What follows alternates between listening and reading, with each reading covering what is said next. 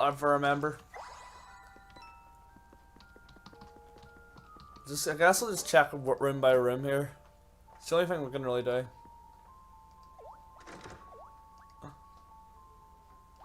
Haha, it's mine, all mine.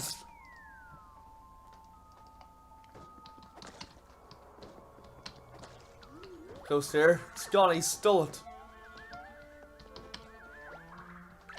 Okay, well, we'll figure out what it is. I can't even remember what it is, or even if it tells you.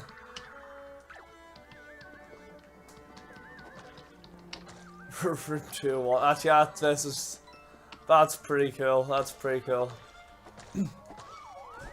I wonder where room 201 is.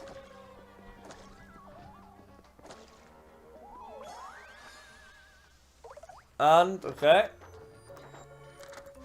Hey, you watching my stream? It's called... No, I'm streaming this. I'm not sure about anyone else. Oh, great. The no signal, of course, happened at the best time possible, didn't it? Well, yeah. Thank you, game.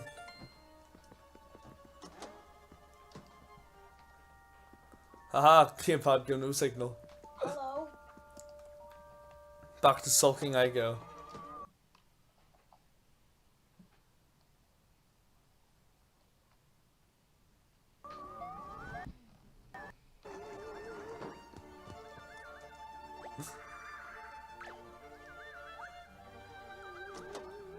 So what's he doing?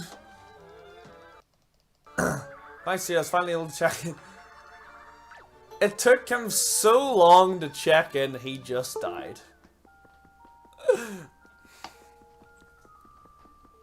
Something about that room up above which got destroyed. 3F, I want to check room 301. That's what I want to say.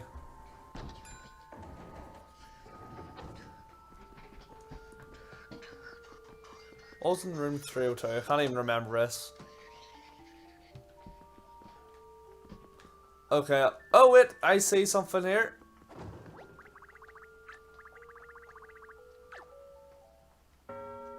Oh. Clock. Ding dong.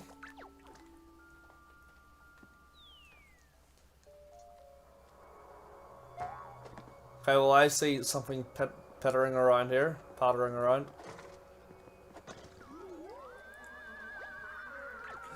Well, I wonder what he's looking for. Was it... That was the dumbest ghost ever. That one was just... Yeah. 3F, okay. Let's go look at the 301. In fact, I can relate. Also, damn, we're 27 likes now. Wow, 2 more. I don't know.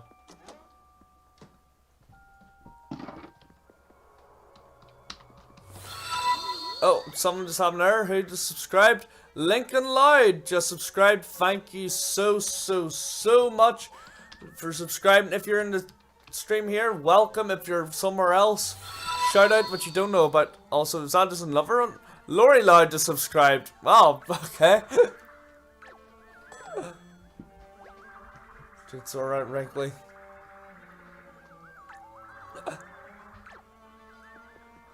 Okay, so we just have to get him saying, Lori Loud, welcome. Thank you so much for the subscription. The subscription. Can't even speak, sorry. Lincoln as well, welcome to both of you. Hope you're both doing fantastic, and welcome and enjoy.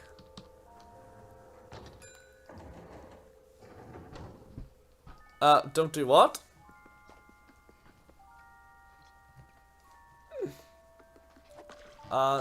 Tell jokes, please, guys, if you ever tries Craig's throat. What? I'm confused.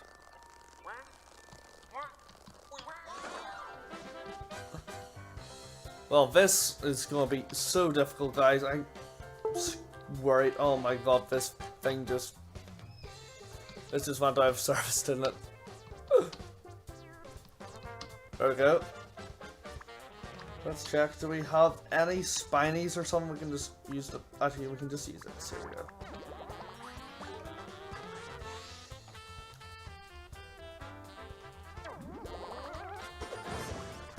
Easy game. We ironed your sheets for you, sir. We just killed some innocent people just doing the laundry. We're horrible. And your man can get us fresh sheets, and then we'll go outside. And is there like a mini boss out here? What's wrong with you? A lot. Okay, I knew there was.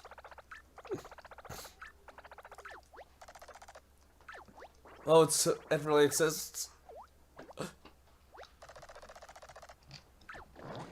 Question is, what is it? You mean mono or mono? Now let's go.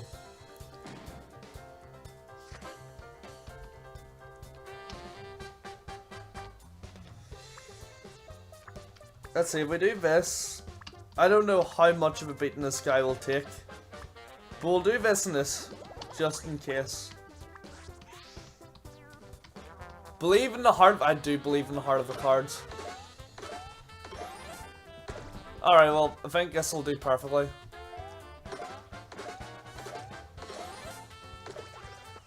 Who? Oh, what the heck? That's an insult to him. I'm confused what's going on.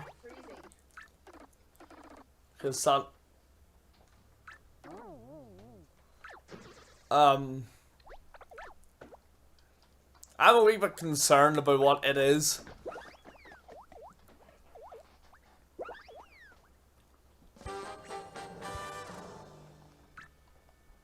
It must be a chair, or, well, do we ever find out what it is? I can't remember. I feel like we do, and it is like something like a chair. I hope it's a chair. I really hope it's a chair. Okay, we do. He's in 201, isn't he? I can't remember. Where's this kid up?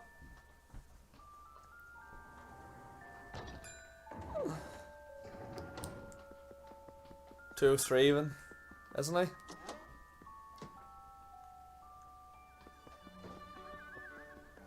And he stole it. We got it back for you. It. Tea party. Okay, well, at least we can see what it is. I'm actually pretty excited. And slightly concerned, if I'm honest with you. This is a Mario game after all. I knew there was a Yoshi! I literally said... Wait, what? Wait, what did I even say? Stop what?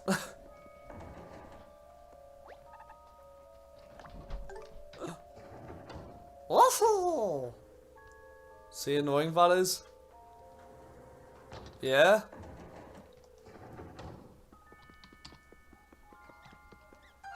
Okay.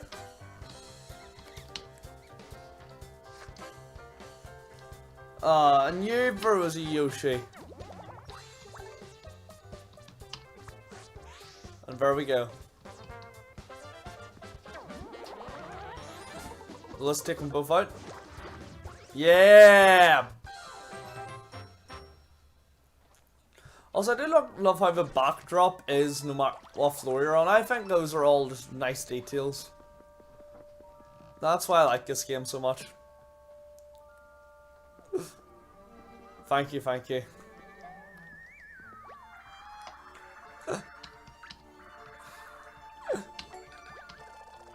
Kept on doing the backward smile. And there we go. Is that the ghost problem finished now? We have to change him for him? Ha! That's actually pretty cool, I like that. That is pretty nice.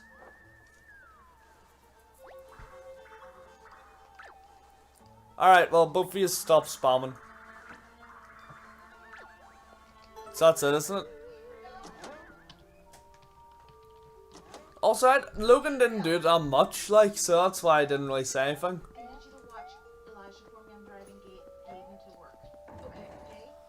But I think we're pretty... is that all the ghosts appeased? I can't think any other ones there are.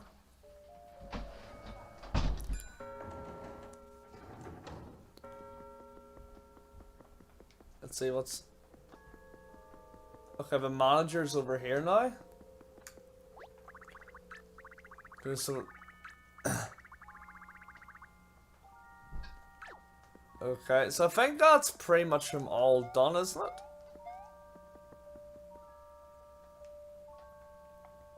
Is that the ghosts appeased? Glad you're here, Mario. These guests rented this room for a tea party, but their teapot's gone missing.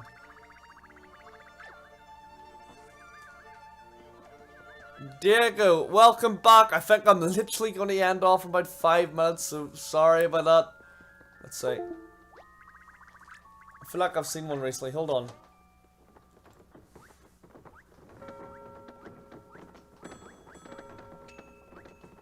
What is there? Oh. There we go. Someone in Plum Park. But yep, that will be it. Now tomorrow we'll be going to Plum Park and getting that teapot.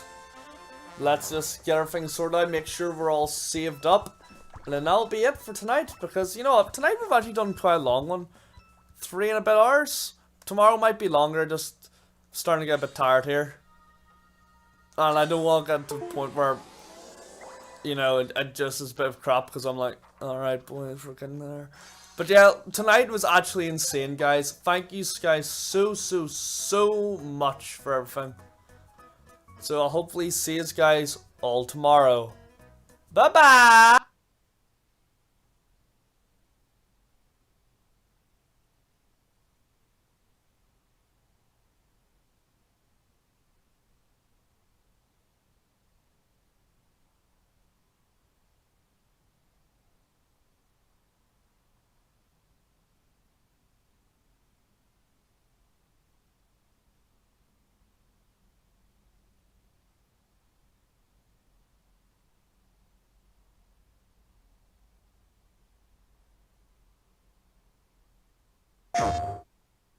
I know you wish things were different. Please stop! But they ain't.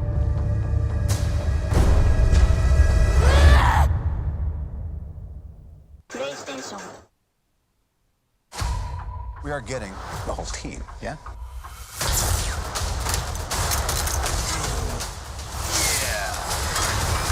I like this one.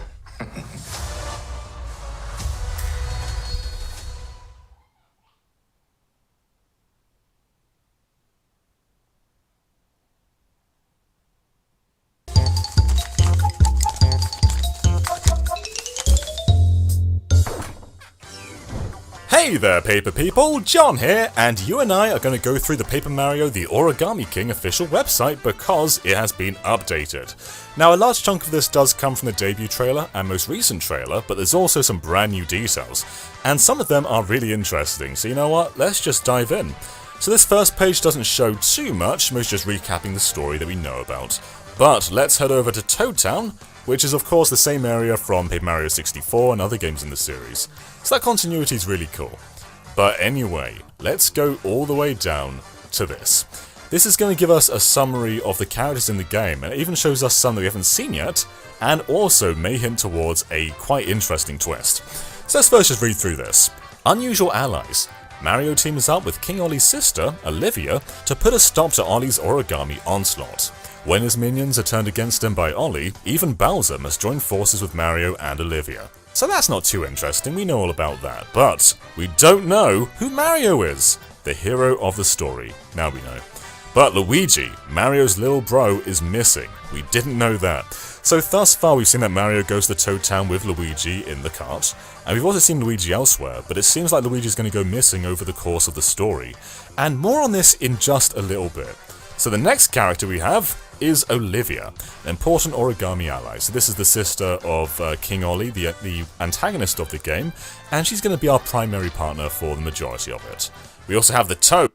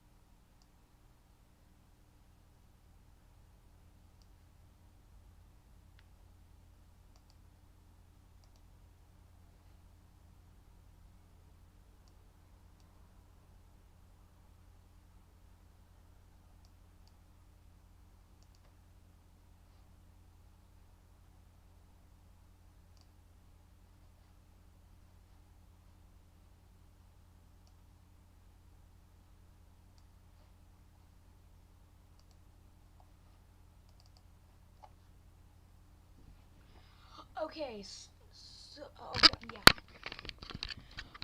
Okay, so I am going to be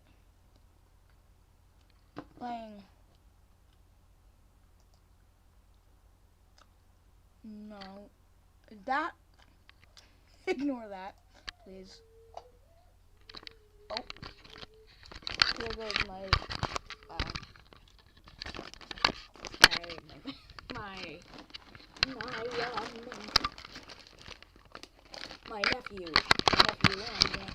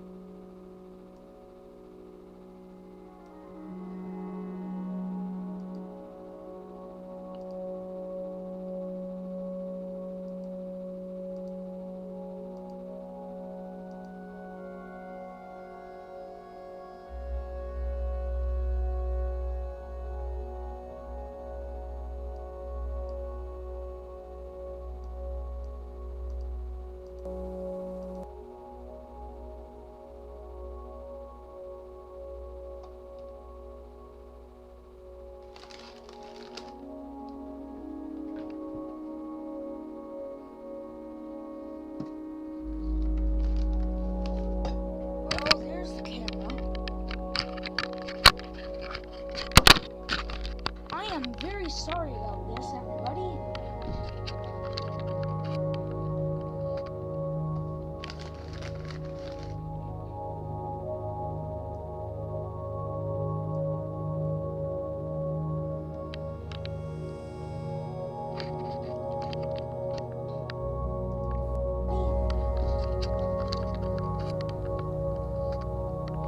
I'm very sorry about this.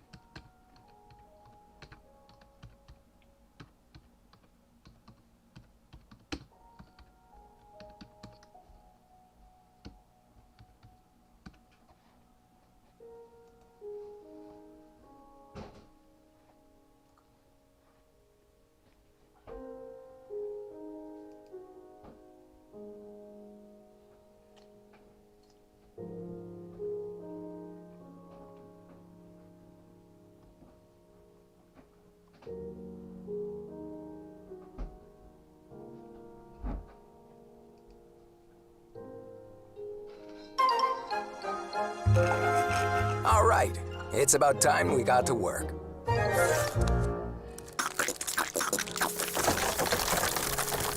And there we go. Red Bull gives you wings.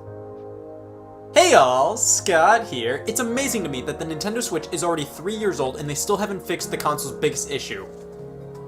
The T is backwards. The Nintendo Switch is only 17 years away from issue. The T is backwards.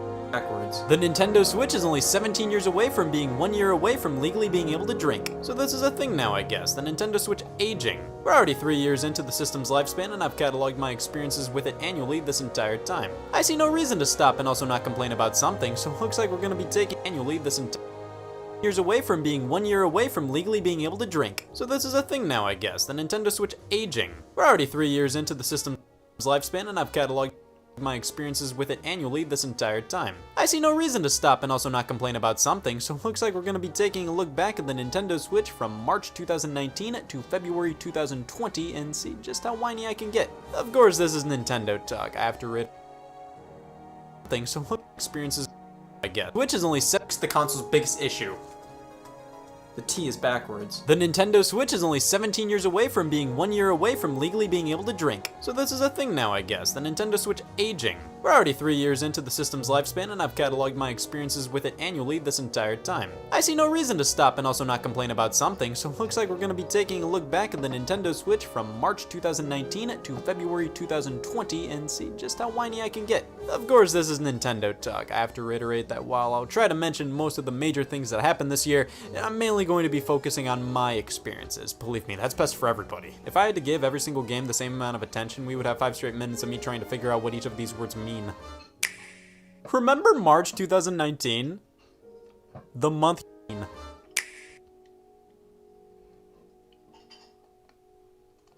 Remember March 2019? The month Yoshi's Crafted World came out?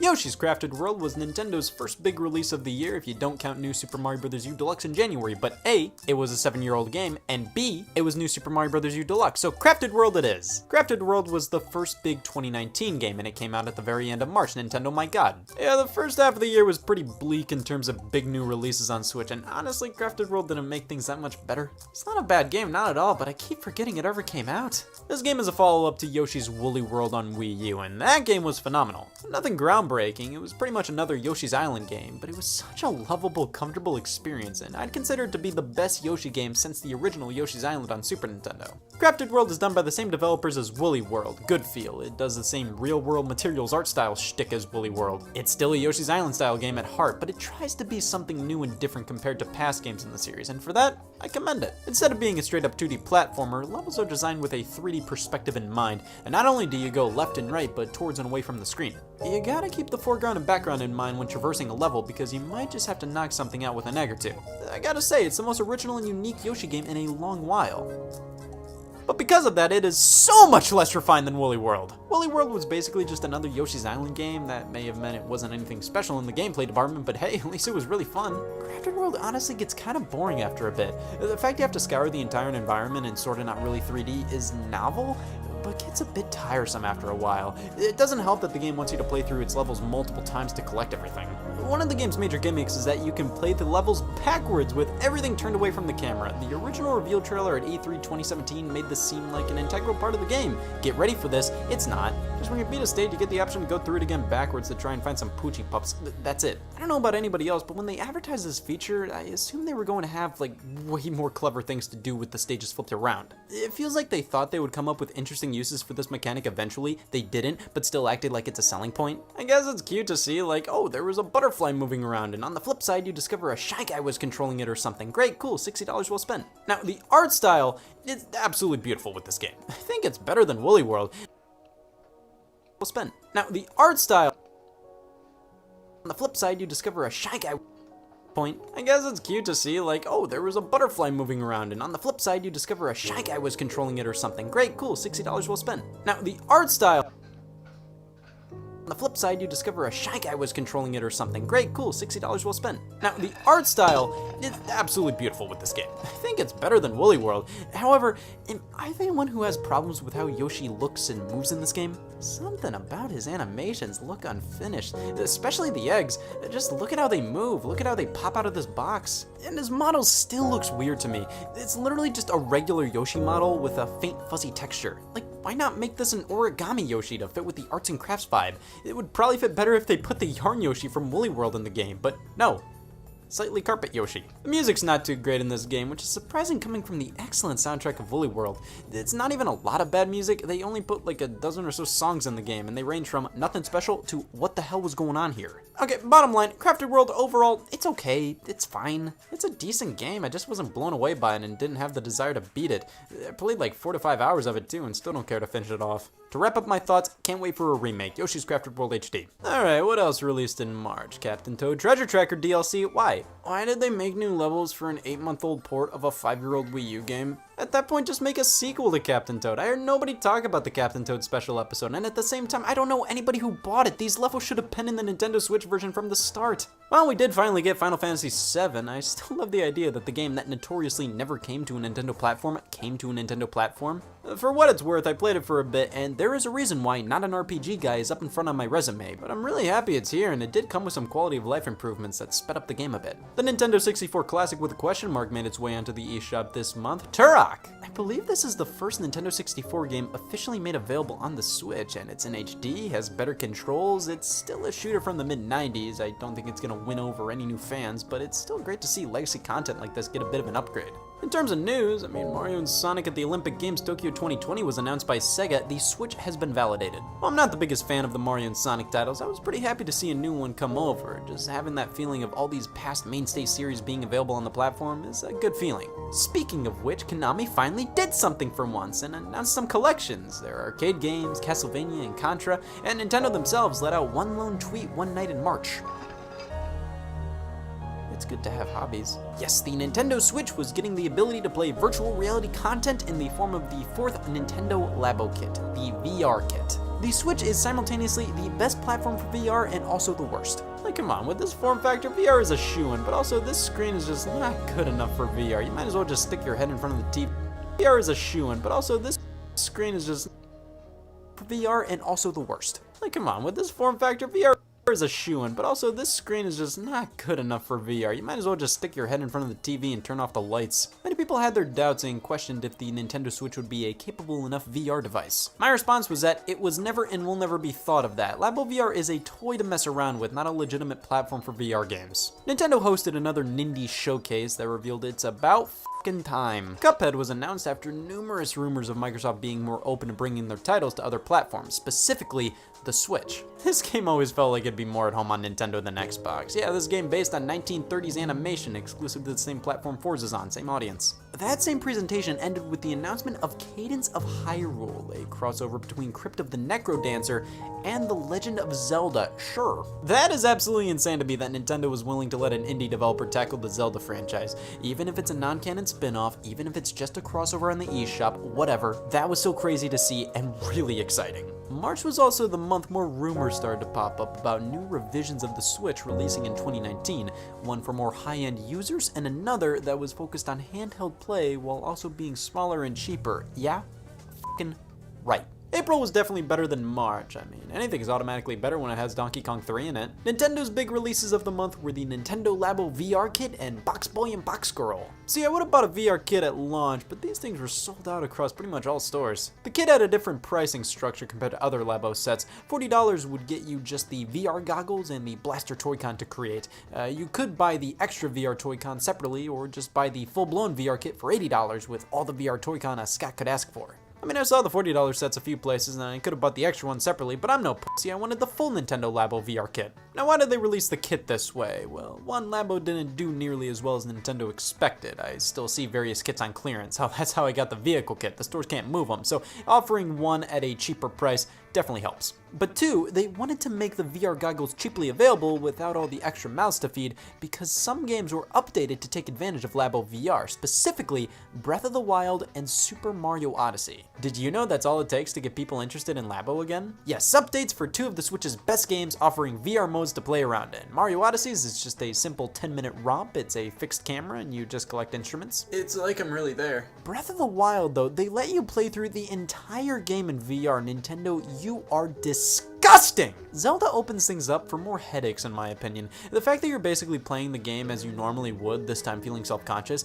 the camera doesn't change all too much. It's basically just playing Breath of the Wild normally, but a bit more immersive and a bit more stomach trauma. But let's talk Labo VR itself. You put it together like any self-respecting Labo kid and actually popping the goggles on?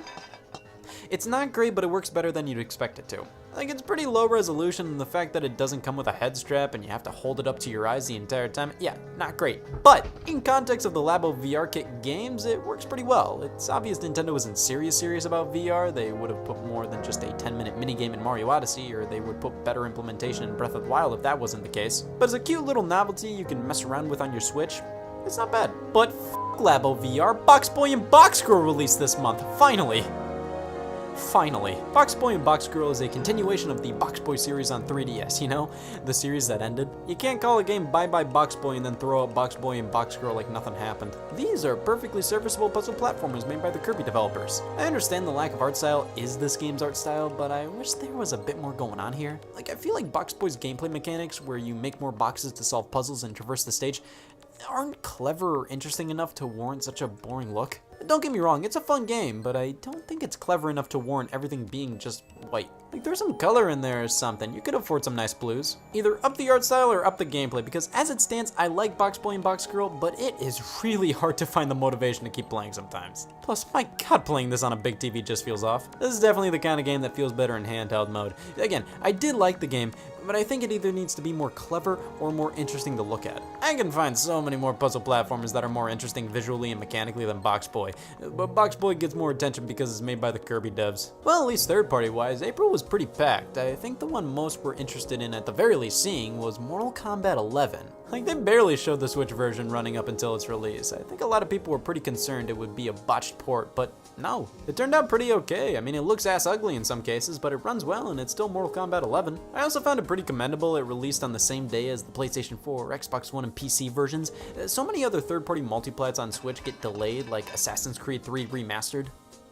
We'll get to this one. Phoenix Wright Ace Attorney Trilogy. Alright, I'm very happy to have these games on Switch. I love Phoenix Wright, but I would have loved this release even more if they put the other games from the series in here. I feel like all they do is constantly just release the first three. Also, I don't care for how the HD artwork looks. This stuff was drawn with the intentions that it would be pixelated on the original Game Boy Advance and DS. When you take that pixelization away, it all looks a little off to me. But no worries, it's still Phoenix Wright, and having these games on a TV on a current console is really nice. Hellblade made its way over, and just how good it looks and performs is astonishing.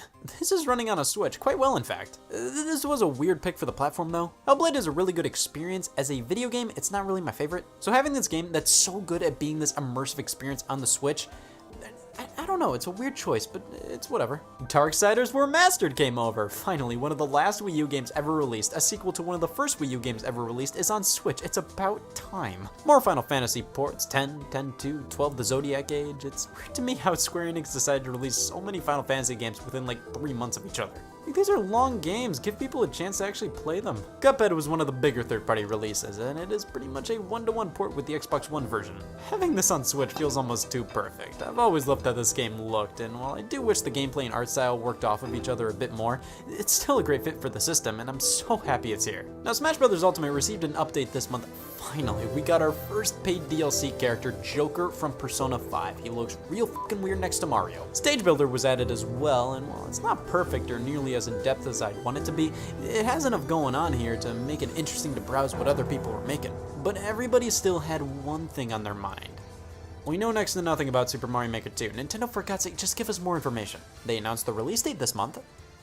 That's not what I meant, but I'll take it. May was a fairly steady month. There was definitely enough to play, albeit with no true star of the show. Team Sonic Racing was probably the most prolific release because it was a brand new game, and I always have Team Sonic Racing money in my wallet, but I just can't bring myself to buy it. Just every time I looked at this game, I would say, this looks quality and I'm sure I'll have fun with it, but there's nothing really pushing me to take the plunge. I know, I'll willingly buy Troll and I, but Team Sonic Racing is where I draw the line. It's just, to me, it always felt like the past Sonic Racing games, but with less to it. The gimmick of team racing didn't really appeal to me, and I just don't really feel all too much desire to play this one at the moment. Now, Puyo Puyo Champions for $10, you know I had to pick it up. I'm no barbarian. I was always intrigued by this one because in Japan, it was called Puyo Puyo Esports. I had to buy it for that title alone. Ever since Puyo Puyo Tetris, I've become more interested in the Puyo Puyo series, and I gotta say, it's a really fun puzzler. The problem with Puyo Puyo Champions, though, is it's basically a stripped-down Puyo Puyo Tetris, so this is pretty much worthless to me. But here we have the talk of the month for Switch owners, the Resident Evil games. Sure, Revelations and Revelations 2 hit the system back in late 2017, but these are the originals, the classics, and they were sold for $30 a piece. Oh my god.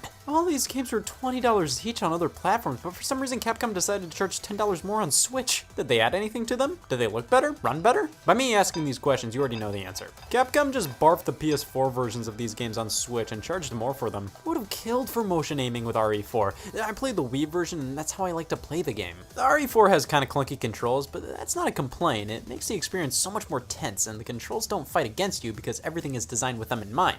But my god, pointing where you wanted to shoot was a dream on Wii, and it stinks it's not here on Switch, especially when motion controls were in the Revelations games, and this is priced higher than usual. I feel like Capcom priced the games this way because they knew some people would buy them for $30, but for those who refuse, they constantly put it on sale for $20. So either way, they're making good money off of this. Doesn't make me happy, but at least somebody's smiling. They also released Resident Evil 1 and 0 at retail for $60. And 1 isn't even on the cartridge, you have to download it. You know what I could really use right now after Capcom released overpriced old games of theirs? Capcom announcing an overpriced old game of theirs. Now you want to talk lame ports, here's Assassin's Creed 3 Remastered. Alright, let's be fair, half lame. Out of all the Assassin's Creed games to port to Switch first, gotta be honest, this was an interesting pick. I'm not the most into the Assassin's Creed games, but I do know 3 isn't generally the highest regarded. I would have expected 4 or the Ezio trilogy to come over before 3, but 3 it was, and it has consistent pop-in and frame rate problems. This game released on the Wii U.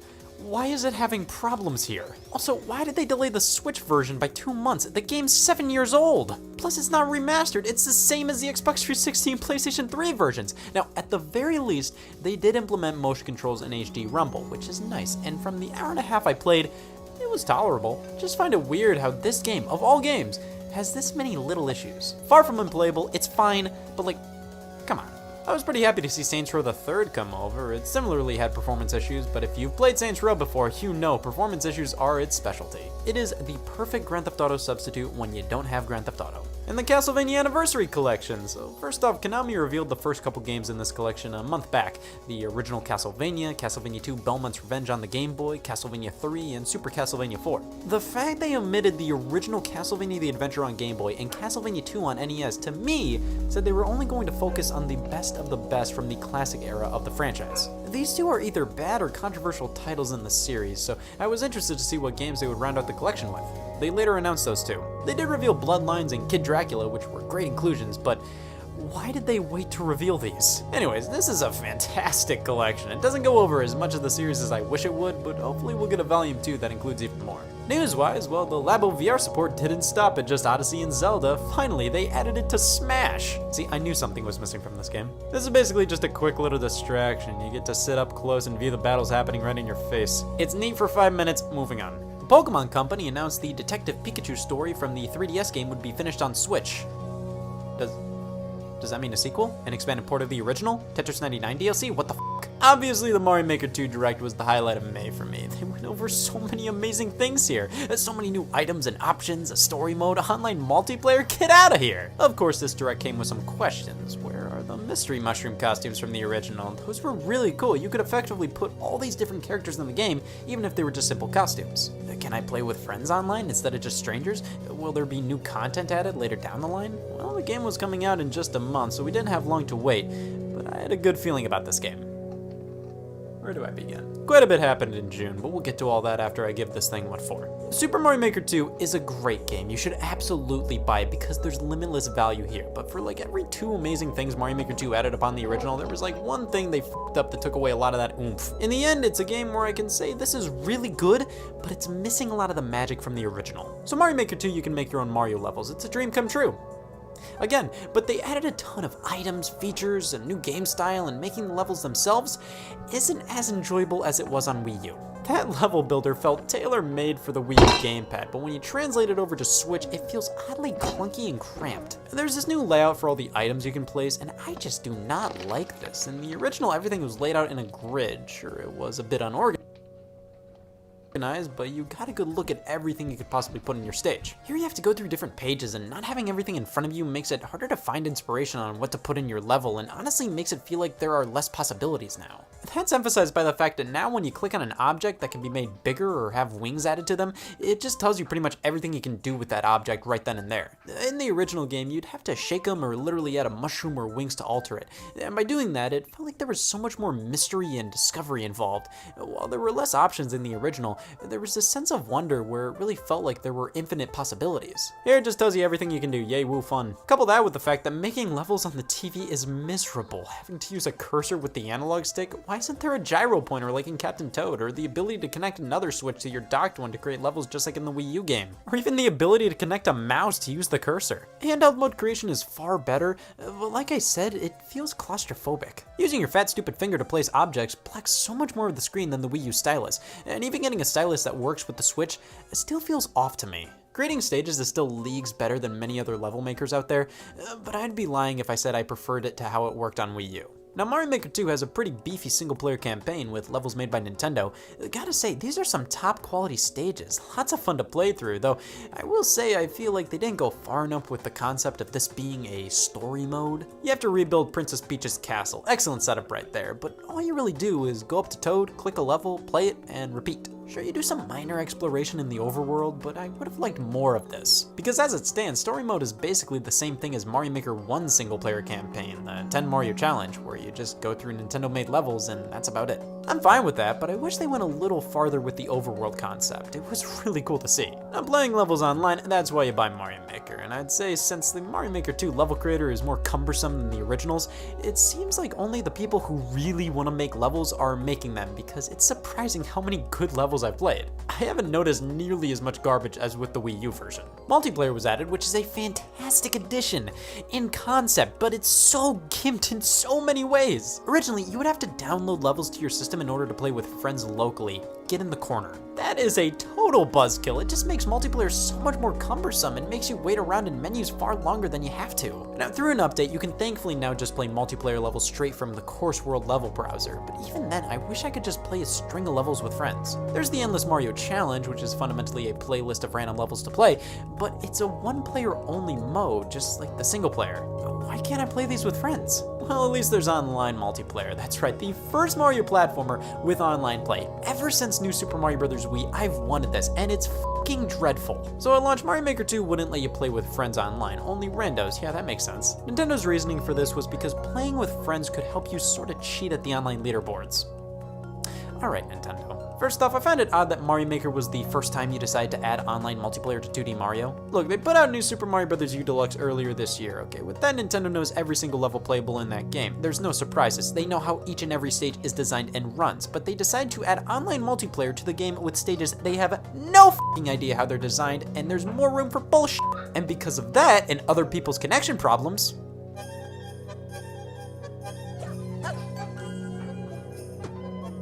yeah, and with this, why does online rankings matter? Sure, I like that leaderboards are here, but even the greatest 2D Mario player of all time, they'd probably be in last place on the leaderboards because online multiplayer gives you random stages that could be unbeatable. They might not be designed for multiplayer, or you just get terrible lag. Leaderboards don't mean shit in this game because the online multiplayer runs so poorly and is the farthest thing from skill-based. If they added it here, why isn't online multiplayer in regular 2D Mario games? Everything Nintendo did for Mario Maker 2's online multiplayer makes less and less sense to me the more I think. It's a great game, I like it, but I have loads of problems with it. At least online multiplayer with friends was added later, and that works fairly well, but I won't forgive them for removing the mystery mushroom costumes though. That was a huge later in the game. I like it, but I have loads of problems with it.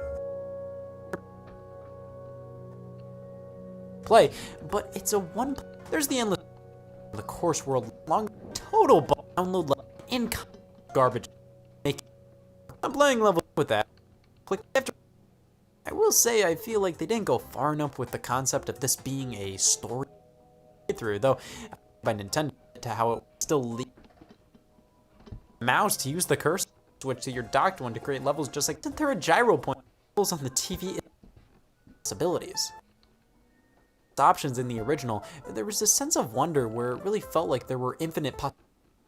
While there were less options, and by doing that, it felt like there was so much more mystery and discovery involved. While there were less options in the original, there was this sense of wonder where it really felt like there were infinite possibilities. Here it just tells you everything you can do, yay woo fun. Couple that with the fact that making levels on the TV is miserable. Having to use a cursor with the analog stick, why isn't there a gyro pointer like in Captain Toad, or the ability to connect another Switch to your docked one to create levels just like in the Wii U game? Or even the ability to connect a mouse to use the cursor. Handheld mode creation is far better, but like I said, it feels claustrophobic. Using your fat stupid finger to place objects blocks so much more of the screen than the Wii U stylus, and even getting a stylus that works with the Switch still feels off to me. Creating stages is still leagues better than many other level makers out there, but I'd be lying if I said I preferred it to how it worked on Wii U. Now, Mario Maker 2 has a pretty beefy single-player campaign with levels made by Nintendo.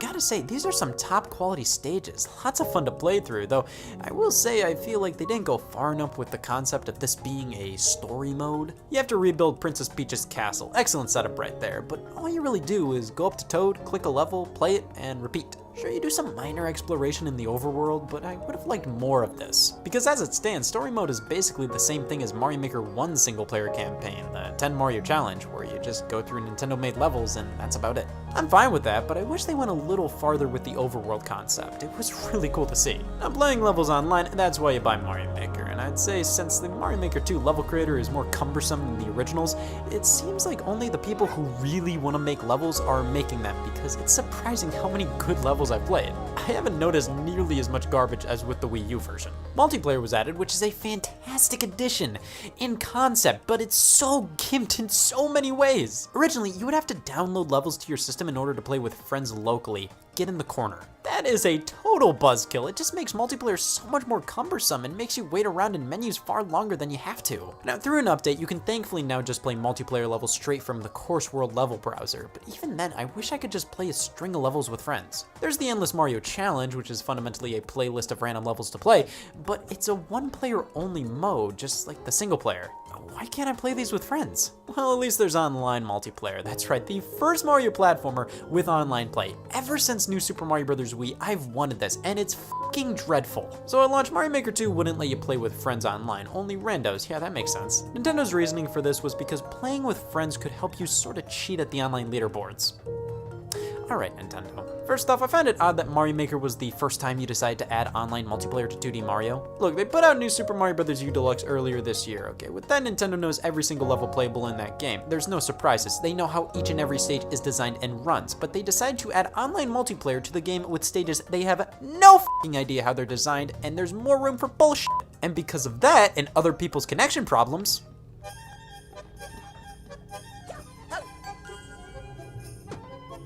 yeah, and with this, why does online rankings matter? Sure, I like that leaderboards are here, but even the greatest 2D Mario player of all time, they'd probably be in last place on the leaderboards because online multiplayer gives you random stages that could be unbeatable. They might not be designed for multiplayer, or you just get terrible lag. Leaderboards don't mean shit in this game because the online multiplayer runs so poorly and is the farthest thing from skill-based. If they added it here, why isn't online multiplayer in regular 2D Mario games? Everything Nintendo did for Mario Maker 2's online multiplayer makes less and less sense to me the more I think. It's a great game, I like it, but I have loads of problems with it. At least online multiplayer with friends was added later, and that works fairly well, but I won't forgive them for removing the mystery mushroom costumes though. That was a huge block. Well, at least E3 happened alongside a Pokemon Direct going more in depth on Pokemon Sword and Shield. June will be forever known as the time in which everybody shit piss. More details on Sword and Shield came out, which honestly did not paint it in the best light. The game looked passable graphically, but far from what a potential original HD Pokemon game could look like, and in addition to that, the game would not include the national dex. Now, as somebody who doesn't play Pokemon, if you came up to me and asked, what are your thoughts on the lack of the national dex in Pokemon Sword and Shield? I'd just go, uh-huh. Well, this doesn't affect me. You wouldn't be able to transfer every Pokemon ever into the game. They had to cut certain ones because they were focusing more so on creating new models and animations for the Pokemon already in the game. See, that's an understandable reason.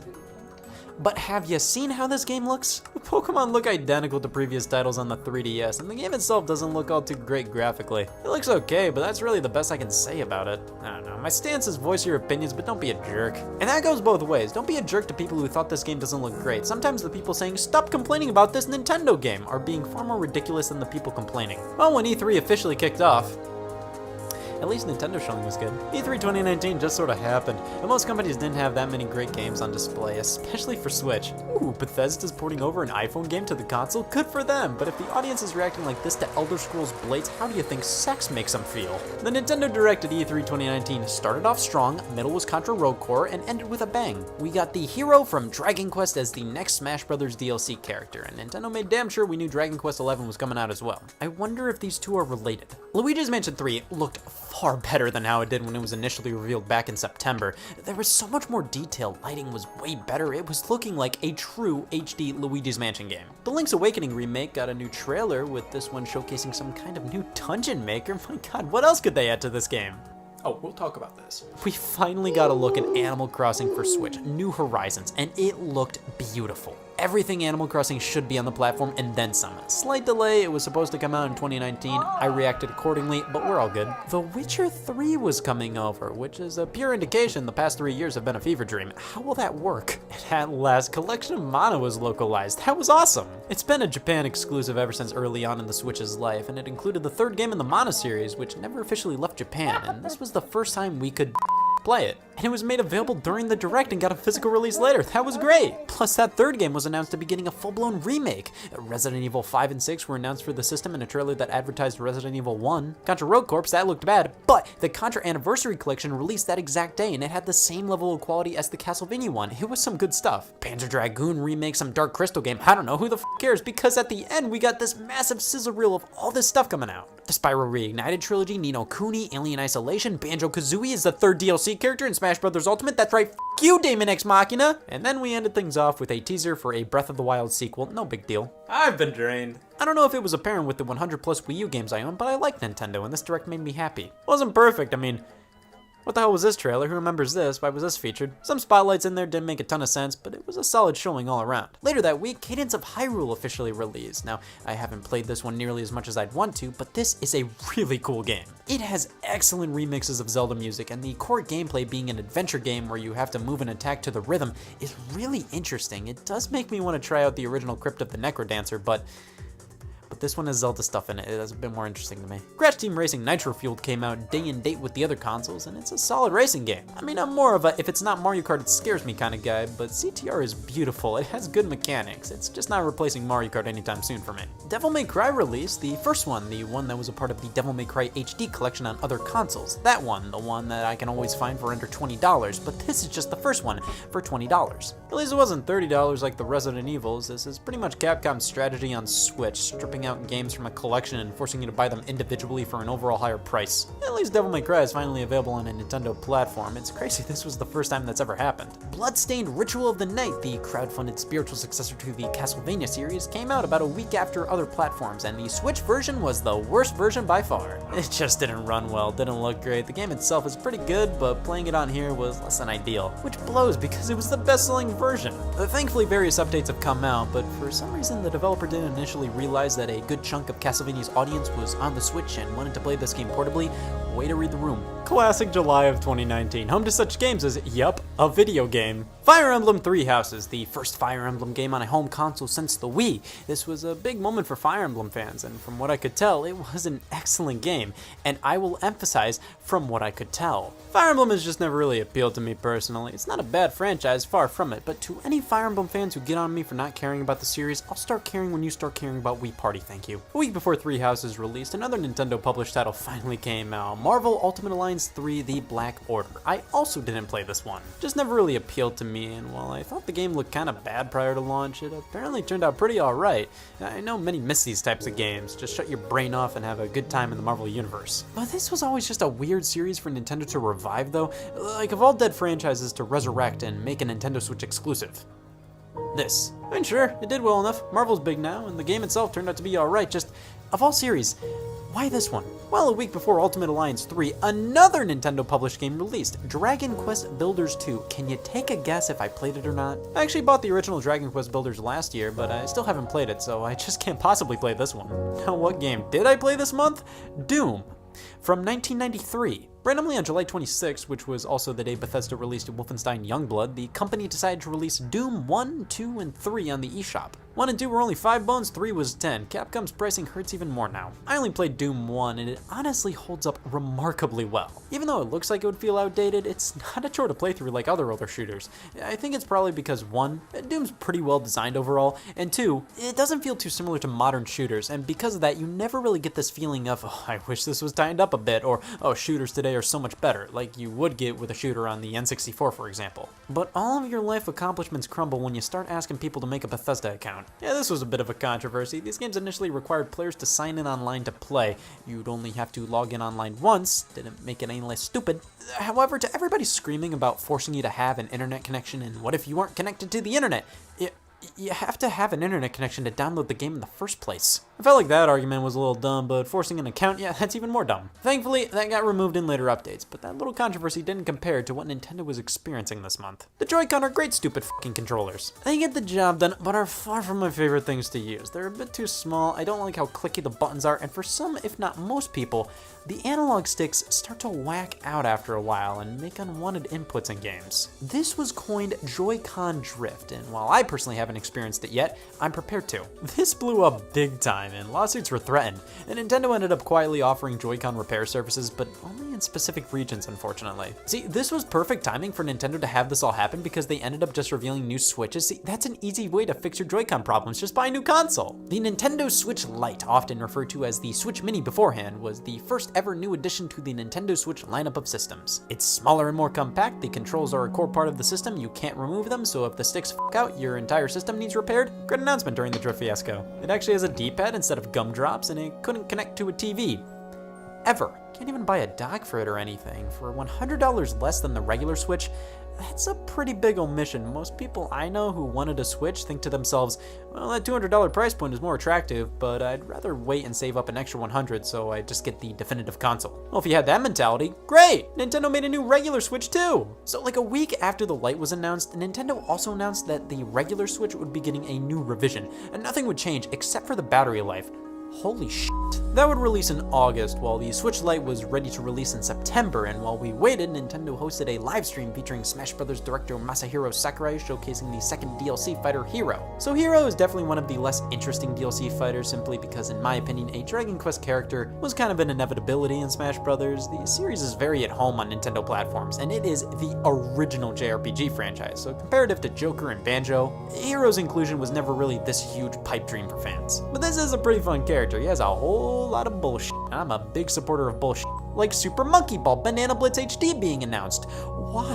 Why this game? Why remake this game? They could have done 1 and 2, the games people actually like. This one's just alright. Nobody goes, oh man, you've never played Banana Blitz? You've gotta try Banana Blitz. It's just okay. The Outer Worlds was announced to be coming to Switch. If you asked me to name 20 PS4 and Xbox One games I would predict to become Switch titles, this would never come up. I was not expecting this, but that was an awesome announcement. It may not have been coming at the same time as the other consoles, however, just it coming in general was pretty crazy. Captain Toad got a VR update, just make a new game! I mean, I'm cool with this. This is kind of cute and VR fits Captain Toad very well.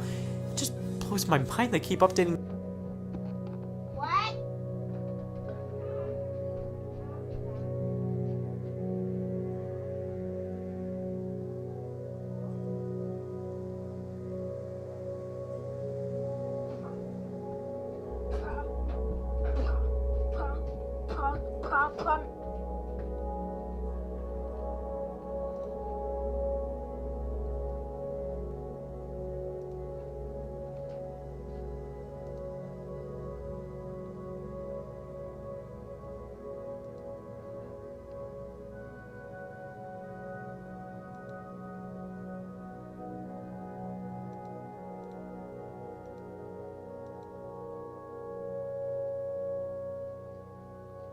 See what that looks like.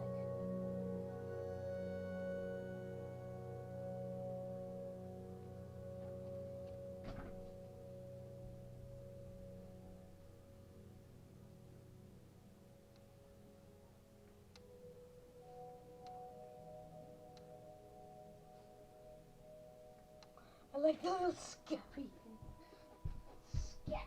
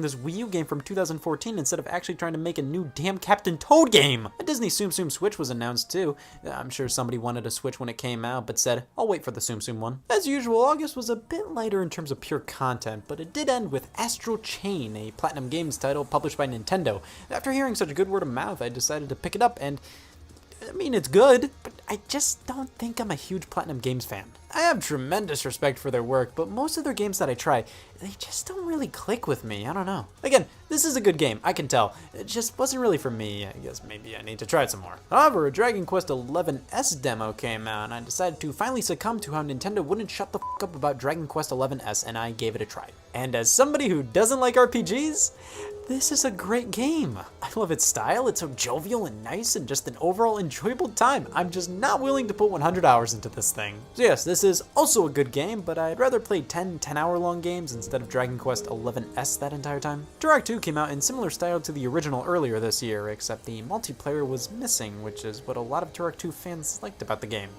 Interesting tactic. Well, the Nintendo Switch revision came out this month, and only a dumb, stupid idiot would buy one when they already have a perfectly fine Switch from launch. Yeah, I got the new Switch. Pretty much is the exact same thing as the older model, except this time it has acceptable battery life and a red box. You can't forget the red box. It is so nice to not worry about charging this thing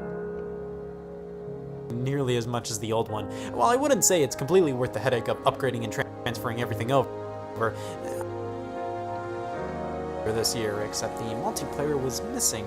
Revision came out this month, and only a dumb, stupid idiot would buy one when they already have a perfectly fine Switch from launch. Yeah, I got the new Switch. Pretty much is the exact same thing as the older model, except this time it has acceptable battery life and a red box. You can't forget the red box. It is so nice to not worry about charging this thing nearly as much as the old one. While I wouldn't say it's completely worth the headache of upgrading and transferring everything over, I'm pretty happy I did. However, after doing the system transfer, my playtimes for most games got reset, which really blows. Come on, I didn't play Kirby Star Allies for that long. An Indie World presentation happened this month. Weird they got rid of the name Indies. I kinda like that. But the big announcement here was that Ori and the Blind Forest was coming over, published by Xbox Game Studios. A little weird considering this indie when Xbox Game Studios is publishing it, but whatever. This alongside Cuphead were rumored quite a bit this year, and while Microsoft said they didn't have much more Nintendo Switch support to announce, I find it hard to believe it would end here. But forget Xbox games on Switch, because Nintendo tweeted this render of Mario eating a watermelon and had the word sunshine in it. What the f does that mean?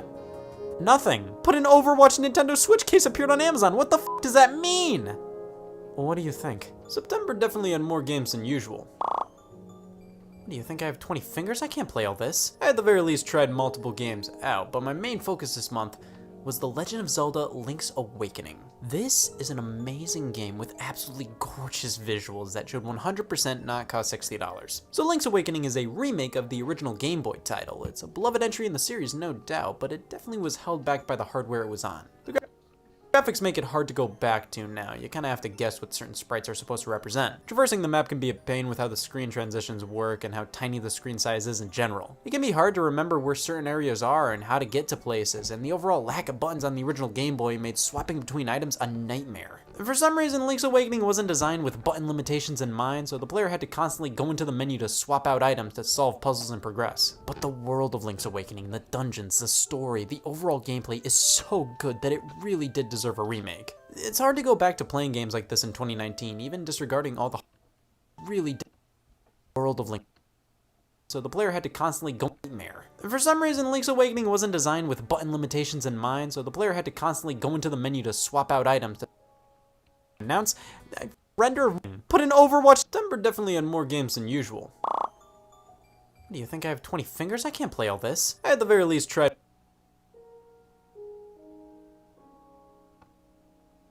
multiple games out, but my main focus this month was The Legend of Zelda Link's Awakening. This is an amazing game with absolutely gorgeous visuals that should 100% not cost $60. So Link's Awakening is a remake of the original Game Boy title. It's a beloved entry in the series, no doubt, but it definitely was held back by the hardware it was on. The graphics make it hard to go back to now. You kinda have to guess what certain sprites are supposed to represent. Traversing the map can be a pain with how the screen transitions work and how tiny the screen size is in general. It can be hard to remember where certain areas are and how to get to places, and the overall lack of buttons on the original original Game Boy made swapping between items a nightmare. For some reason, Link's Awakening wasn't designed with button limitations in mind, so the player had to constantly go into the menu to swap out items to solve puzzles and progress. But the world of Link's Awakening, the dungeons, the story, the overall gameplay is so good that it really did deserve a remake. It's hard to go back to playing games like this in 2019, even disregarding all the hardware limitations that plagued it. These more complex Game Boy titles just make you wish you were playing this exact game, but presented in a more appealing light. And Link's Awakening on Switch does exactly that. It takes the original game and spruces it up in a way that's more approachable in the current day without really changing it all too much. Sure, its presentation got a massive overhaul and certain things have been tweaked for the better, but by and large, this is the same game. See, that shows how well Link's Awakening was originally designed. Its fatal flaw was pretty much just the fact it was on the Game Boy. They didn't have to do too much to make it good, because it was already really good. It just needed to exist on anything but its original platform. But see, that's where my problems come in with the game. The fact that they really didn't add anything of note. This is pretty much Link's Awakening again, and because of that, I feel like charging full price is a bit much. They added the chamber dungeons, that dungeon arranger mode revealed at E3, but really, this edition is a fairly worthless one. You just take different rooms from dungeons you've completed and make your own custom dungeon where all these rooms have to connect. It's alright, it's kinda cute the first time around, but it's just not that engaging. It's not like Mario Maker where you can truly make your own thing. This is literally just putting random rooms you've already played together. Some people have complained about not being able to share your custom dungeons online, and to that I say, what would the point of that be? You can't do much with this, it's just random dungeon rooms. If there were more possibilities and you could add items and customize layouts, for sure they should have added the ability to share online. But as it stands, I feel like sharing your dungeons online would only reiterate how lackluster this mode is, how it's literally just a dungeon shuffled up with none of your own personal creativity attached. I just wish they would have taken this idea farther or would have put more time into adding things, maybe an extra dungeon or something, but nope. And while we're on the topic of gripes I had with this game, and I'm fine with Link being locked to 8-directional movement, but they couldn't have animated some in-between frames so he doesn't immediately jut from direction to direction. Just animate him moving between directions for like a frame or two. Also, yes, they made Link's shield, sword, and Pegasus boots a core part of his moveset in the remake. You no longer have to equip them like in the original, but why couldn't they have made Rock's feather a permanent part of his moveset as well? I used that throughout the entire adventure, more so than the Pegasus boots, and why does it have to stop and tell me when I get a piece of power or a guardian acorn? 10 hours in, I know what these do! And for a remake of a Game Boy game, I think it's a bit ridiculous how much Link's Awakening's frame rate dips. It's far from that big of an issue and never impacted my enjoyment of the game, but I just think it's a little weird how a top-down Zelda game has this much of a problem running, you know? Don't take this the wrong way, I love this game. Its world was so much fun to explore, the puzzles were great, the story was so good even with it being so simplistic and non-intrusive. This is a phenomenal story was wrong way. I love this game. Its world was so much fun to explore. The puzzles were great. The story was so good even with it being so simplistic and non-intrusive. This is a phenomenal game and a necessary remake. I just would have liked it if they went a bit further and added more to it. Well, a week before Link's Awakening, Nintendo finally released Daemon X Machina, and somebody probably cared. This game was just not talked about, which is unfortunate because I can tell it was at the very least a quality product. Definitely didn't help that the Japanese publisher and developer Marvelous kept copyright claiming videos of the game online, so even if you wanted to talk about the game, you barely could. So that ended up making a game barely anybody was interested in, a game pretty much nobody was interested in. I'm sorry I'm so brash about this, but ever since this game was revealed at E3 2018, you know, the game Nintendo cold opened with and made everybody confused, it's just consistently been a game that looked alright but never left an impact, and a year and a half later that is my exact opinion of the game. See, I was this close to picking this game up alongside some others like Marvel Ultimate Alliance 3, just stuff I never got around to buying. I grabbed them at Best Buy, and I just couldn't stomach bringing them up to the register. So the demo it is! It's graphically okay, but the color palette, while stylistic and cool looking, ends up making everything kinda look samey. The city looks pretty similar to these mountains. After playing a bit, I will say this game has a lot of potential mechanically, and I found its ideas to be a lot of fun, but the story I couldn't care less, and the overall missions at the start weren't anything to write home about. Don't take my word to heart though, I only played the demo, and it's free for everybody, so if it looks interesting to you, by all means try it out. I will say it was much better than I thought it would be, though I don't really have much interest in playing any more of it. For as many people online I saw saying this game looked interesting but never played a second of it, I will say that Daemon X Machina will go down in history as the game that most people said, it doesn't look bad, but Nintendo's just showing it off poorly, we need to see more about it. When in reality, they meant, I don't give a piss about this game, I don't know why and don't want to put energy into figuring out why, but don't want to piss off the 12 people who are interested in this game. I'm sorry. Dragon Quest XI's Echoes of an Elusive Age Definitive Edition. Jesus Christ, did you really need both the S and Definitive Edition? Released a week after Link's Awakening. Nintendo, what the hell was up with the schedule? I'm bought S and Definitive Edition. Released an S Echoes of an Elusive Age Definitive Edition. Jesus. I'm sorry. Dragon Quest XI's Echoes of an Elusive Age Definitive Edition. Jesus Christ, did you really need both the S and Definitive Edition? Released a week after Link's Awakening. Nintendo, what the hell was up with the schedule? Both the S and Definitive Edition. Released a week after Link's Awakening. Nintendo, what the hell was up with the schedule? I bought it to support the game. While I got my fill from the demo, I wanted to support the series because I did like what I played and I want to support quality games I have at least some interest in on the Switch. I will say that while this is a good game, I was pretty happy with it releasing so then Nintendo would shut the hell up about it. Literally, they talked about this game in every Nintendo Direct this year and I kept saying, this is an old game! Alongside 11S, Square Enix put out Dragon Quest 1, 2, and 3 on the same day.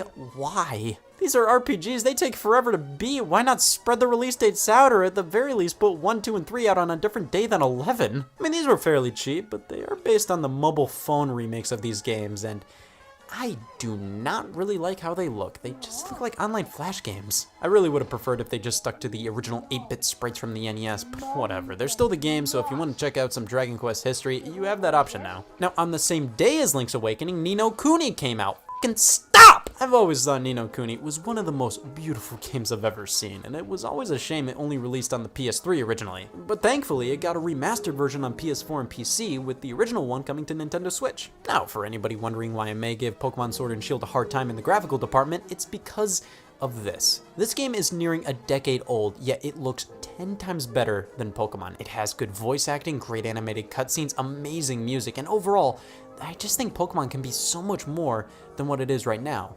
And Ni no Kuni is evidence of that. On the same day as Ni no Kuni and Link's Awakening, There is no God. Untitled Goose Game came out on the eShop, one of the major indie releases everybody was keeping their eyes on, and it's great. Sure, it's a funny haha game, but it's a really enjoyable puzzle game where you have this list of anarchy to complete, and you have to wander around the environment trying to figure out how to pull these things off. It's really well done, and while it's a short game, I think it's an experience that fits the length and deserves the attention it's gotten. And 4 days after that, Contra Rogue Core.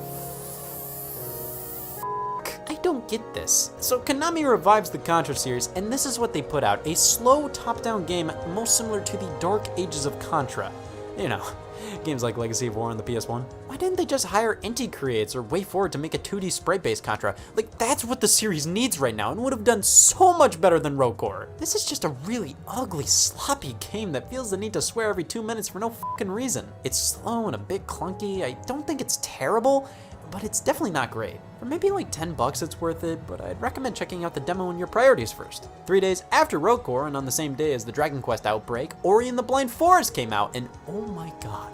Whenever I dream of making a video game, I always picture it being in the style of Ori and the Blind Forest. It's such a beautiful and emotional game. I'm not far in it at all, but so far, it's a wonderful adventure game. A Metroidvania that I will eventually beat / probably not, and it will haunt me for years to come. And Tetris 99 got a physical release. Why did I buy this? Because it's the best Switch game of 2019. I'm not joking. Tetris 99 is the Switch game I fire up the most, just for 1 or 2 quick games before bed. It is so much fun. And throughout the year, they've added a ton to it.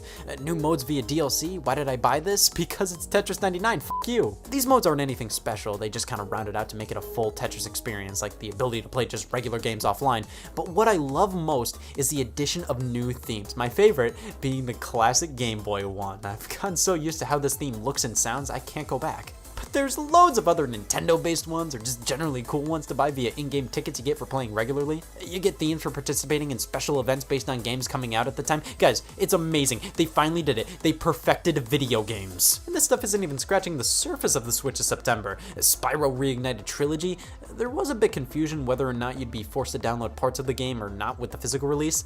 That's unfortunate. But hey, at least the Switch games that require a portion downloaded now just have a tiny little notice on the box art instead of whatever the hell this was. Lego Jurassic World got a re-release. Weird, but I won't complain. Final Fantasy VIII Remastered came out. But we did have some stinkers. Devil May Cry 2 isn't the hottest crayon in the box. NBA 2K20 was a bit iffy alongside FIFA 20 Legacy Edition. The subtitle Legacy Edition denotes that this is literally just FIFA 19, but with the roster of players updated. EA couldn't even get 3 FIFAs in without giving up.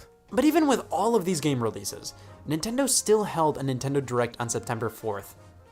And I've noticed that if you weren't over the moon positive about this Direct online, you got blasted, so what better time to say I thought this Direct was pretty mediocre than 6 months later? It wasn't bad or anything, there just wasn't really anything new. Like, it opened up with an Overwatch announcement, which would have been a lot more exciting in 2017, and it ended with the announcement of Xenoblade Chronicles Definitive Edition, which is a good thing. I'm happy that's coming out. Xenoblade's obviously a good game, but it's only been on platforms that can barely run it, so it's nice to see it be able to run with some extra legroom now. But it's still an old game, and a game that's been re-released before, and it's a series that's already been represented on the Switch. Tokyo Mirage Sessions Sharp FE Encore got announced, a port of the Wii U game. Surprising this made the jump before games like Mario 3D World or Pikmin 3, but still, I welcome games to get a second chance on Switch. I like having these ports, but it feels like that's all we're getting on Switch sometimes, you know? Deadly Premonition Origins was announced and released alongside the Direct, a port of Deadly Premonitions, which is one of the most polarizing games of all time. Either people absolutely despise it or love it unconditionally. And the sequel was announced to be a Nintendo Switch exclusive. Never would have guessed that. Super Kirby Clash released after the Direct, a free-to-play Kirby game. Team Kirby Clash was a mini-game in Planet Robobot on the 3DS. It became a free-to-play eShop title later on that system. And Super Kirby Clash is basically just that. It's pretty much Team Kirby Clash Deluxe from the 3DS ported to the Switch. God, would it have really been that difficult to create a new Kirby Clash game?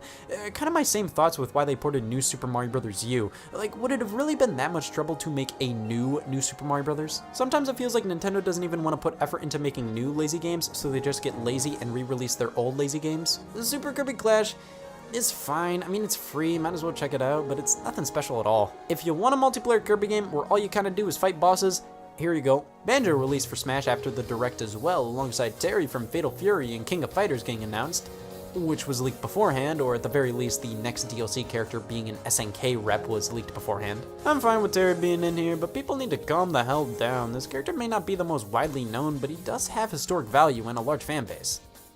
And everybody shaming people for not knowing who Terry Bogard is or not caring about the character, please zip it. I never heard anybody even mention SNK characters in Smash Bros. Before the leak of an SNK character being in Smash Bros. Happened, and now people are acting like he's the most deserving character to be in Smash Bros. Ever. I don't dislike the character, it's just, man, you know who I hate the most when a new Smash Bros. Character is announced now? Everybody. SNES games were finally added to your Nintendo Switch Online subscription for no extra fee, as a few NES games were added every month prior to September, and with the handful of SNES games added, I think NSO finally has value. I don't think it's amazing or anything, but you do get access to quite a bit of content. Just on the SNES side alone, there's some real winners here. The NES games are far more hit or miss, but they've added some interesting and obscure ones. Plus, most of the best NES games are already here, so in my opinion, you get what you pay for. However, what I'm paying for is good online multiplayer. Nintendo doesn't give me that and instead gives me NES and SNES games instead. I mean, yeah, I'll take those, but are these supposed to distract me from the piss poor online? Oh, it's an SNES controller! This one oddly doesn't connect to the Switch like the NES controllers did last year. I'm both pleased but also slightly disappointed. That looked so stupid that I liked it. After the Direct happened, Nintendo posted a mysterious video showing people playing with a ring and leg strap. Later on, it turned out to be a fitness-based adventure game, Ring Fit Adventure, and also this month, Brain Age got announced. Hell yes, the casuals will have their day. September was absolutely packed, and Nintendo released a new system that I completely forgot about. The Nintendo Switch Lite finally released on September 20th, alongside Link's Awakening and Ni no Kuni, an Untitled Goose Game. It was $200 and is definitely worth it, but you might as well save up an extra $100 for the regular model. Here's the thing, I totally understand why this exists. Some people just want to buy a cheap Nintendo console they don't have to leave plugged into their TV just to play Pokemon or Mario or Zelda. I get it. And the Switch Lite is the perfect system for that. It's super light and compact, and you can play pretty much all Switch games you'd want to play on it. However, with some of them, you're gonna need extra controllers, as the non-detachable controllers on the system won't work for local multiplayer games focused on motion control. So stuff like Super Mario Party or 1-2 Switch, yeah, those work, but they're a bit clunky on the Lite. 1-2 Switch? A bit clunky? Yeah, fucking nuts. It's crazy to me that Nintendo didn't design the system to be more accepting of those types of games. There's no kickstand, which means you have to prop it up against something for these things. It also really bugs me Nintendo took out the ability to output to a TV. I wouldn't have minded if they sold a dock separately to connect to, but this thing just will not work like that. It is handheld only, and if you want that functionality, well, do I have a Switch for you? It's really unfortunate because this is a far better feeling system. The buttons feel amazing, soft and comfortable yet insanely responsive. I hate the clicky buttons of the regular Joy-Con, and these are way more my speed. Having a traditional D-pad is really nice, and the smaller screen makes games look a bit sharper, and the smaller size kind of reignites that wow feeling of playing these big budget console games on the go. Let's be honest, it's been 3 years, I've officially gotten used to seeing home console games play on a portable. The Switch Lite brings back some of that magic.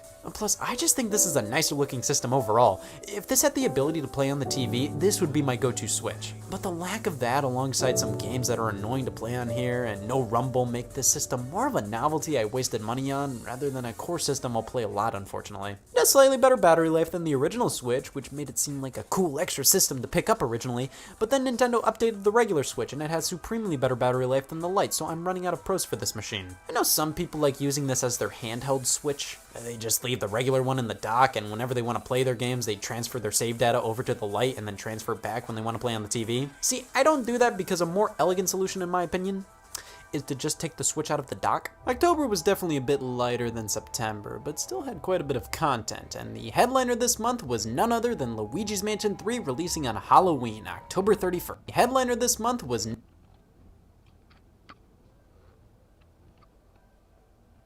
none other than Luigi's Mansion 3 releasing on Halloween, October 31st. I love that release date, but I hate it too. Yeah, it's perfect this game ended up releasing on Halloween, but you only had one day to play until Halloween season was over.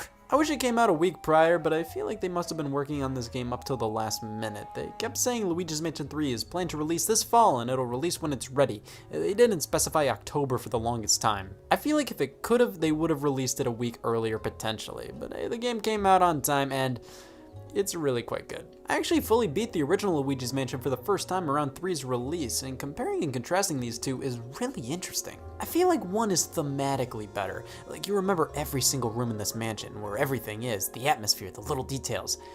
But the gameplay is pretty unremarkable. Just go room to room sucking up ghosts. Luigi's Mansion 3's style isn't nearly as great in my opinion. The art style is a bit too cartoony, which I know is a weird complaint, but Luigi's Mansion 1 had this faint sense of dread to it. Like, this felt like an actual haunted house. While it was still cartoony, it still felt legitimately haunted. I don't really care for the exaggerated and pointy look to a lot of 3's environments or characters. Dark Moon had this art style too, and it was a bit weird to me that they didn't redesign the Mario cast to slightly fit better in this style. All the other characters in the game look like they belong, and 1 felt like it fully took place in the standard Mario universe. The hotel having different random themes on each floor makes things more varied, but makes it feel like less of an actual building like the original, and more like each floor is just another world in a regular Mario game or something. It's not bad, but I do like how the original setting felt more connected, like this was an actual mansion. However, the gameplay here feels to me like they really validated Luigi's Mansion being its own series. With how 3 is designed and how you use Luigi's poltergeist to interact with the environment and solve puzzles, there's really nothing else like this series. Focusing more so on clever puzzle solving really worked out in its favor. I haven't played much of Dark Moon, and while a lot of 3's elements started there, everything feels perfected in 3. It is visually gorgeous and a ton of fun to play. Like I said, I do like 1's style and atmosphere more, but 3 is definitely the better overall package. But that wasn't it for October, as Ring Fit Adventure came out earlier in the month, coming bundled with some new accessories for the Switch, the Ring Con and Joy-Con leg strap. Just connect one Joy-Con to this and slide one Joy-Con into that, and we have no more excuses. If Nintendo tells us to exercise, we better do it. Ring Fit Adventure is a fitness-based adventure RPG. You run through a level by running in place and use the Ring Con by moving it around, squeezing it, and pulling it out to perform actions. When you run into an enemy, you have to do various exercises to fight off against them. This game is no joke and is a legitimate exercise. I love how it incentivizes you to play more by contextualizing exercise as a grand quest. Listen, I dig me some Wii Fit, but what I kept coming back to were the balance games, and those were just kinda quick, fun uses of the Wii balance board. They weren't really great workouts. Ring Fit does a better job incentivizing you to keep playing by taking some of the fun in the non-exercise games in Wii Fit and turning them into actual exercises. It gives you more of a reason to legitimately exercise because everybody knows the worst part of Wii Fit was the actual exercising. Who wants to do yoga when you can ski? The problem with Ring Fit is it's still exercise, so if you stop playing for a bit, it is really hard to feel motivated to play again. But I really liked what I played, and I hope to consistently get back into it soon. Now, Super Monkey Ball Banana Blitz HD came out this month, and my god, it's Banana Blitz. Like I said, this was always a weird one to remake, as it's far from the best entry in the series. It's fine, but this was where the series started to stumble. They took out the motion controls and now it's just controlled by the analog stick, which is a blessing and a curse. I do prefer Monkey Ball being controlled this way, but Banana Blitz was designed with motion controls in mind, and thus the stages are pretty simplistic. That makes the game way easier and a bit more boring. I assume they picked this game to be remade because it didn't need a ton of work done to it to look good nowadays. The art style still looks really good today. On the other hand, the GameCube games, while they don't look bad, do use those classic early 2000s character models and would probably need a bit more done to them for a re-release. Also, I hate how Sega's basically saying, if you want more Monkey Ball, buy Banana Blitz HD. These companies have to stop putting out games we don't want to then say, buy this to get what you actually want. It's such a bad practice. Like, don't be surprised if your game doesn't sell well. It's not because people don't want a new entry, it's because you re-released an entry not many wanted. However, I think Banana Blitz HD is a fine enough Monkey Ball game. It does scratch the itch I had for one. It's just unfortunate because I know they could have remade one or two instead. Speaking of remakes and re-releases, Disney classic games Aladdin and Lion King was a cool one, a compilation of many of the different versions of these games. There's a lot of neat features they included, and I like that licensed retro titles are able to be re-released like this. Resident Evil 5 and 6, alright, well these are once again overpriced at $30 each, but Capcom at least made things better by adding motion controls. Still not to Resident Evil 4, what is wrong with this company? The motion controls actually work really well, they're capable of doing it, but why were they added to these and not 4? 5 is pretty good, albeit not as good as 4, and 6 took the series into a brave new direction called Bad Resident Evil Game. But if you want a quality action game and not a quality Resident Evil game, 6 isn't half bad if you grab it on sale. Overwatch released, but it was during the Great Blizzard controversy of 2019, and it barely got any coverage and I didn't feel like buying it. See, you should have released it back in 2017 when people were actually asking for this game to be on Switch. The Witcher 3 came out all on one game card, which is insane. Many of these bigger ports to Switch require extra downloads or are digital only, but they cram the entirety of this game on a single cartridge, and playing this game on a TV, oh my god. It's a blurry nightmare. Textures constantly pop in, it's more than playable, but not a great looker. Playing in handheld, you can truly appreciate how insanely cool it is they were able to make this game work on the platform. This is The Witcher 3 in its entirety, on the go. That is unbelievable. And time came over, which is weird because it was never supposed to. But this is such an enjoyable little 3D platformer. It's a shame the Switch version doesn't run better though. These cute little title cards that appear before each act are so pixelated for some reason. And the game itself runs alright, but has fairly long load times and looks really blurry. Again, it works,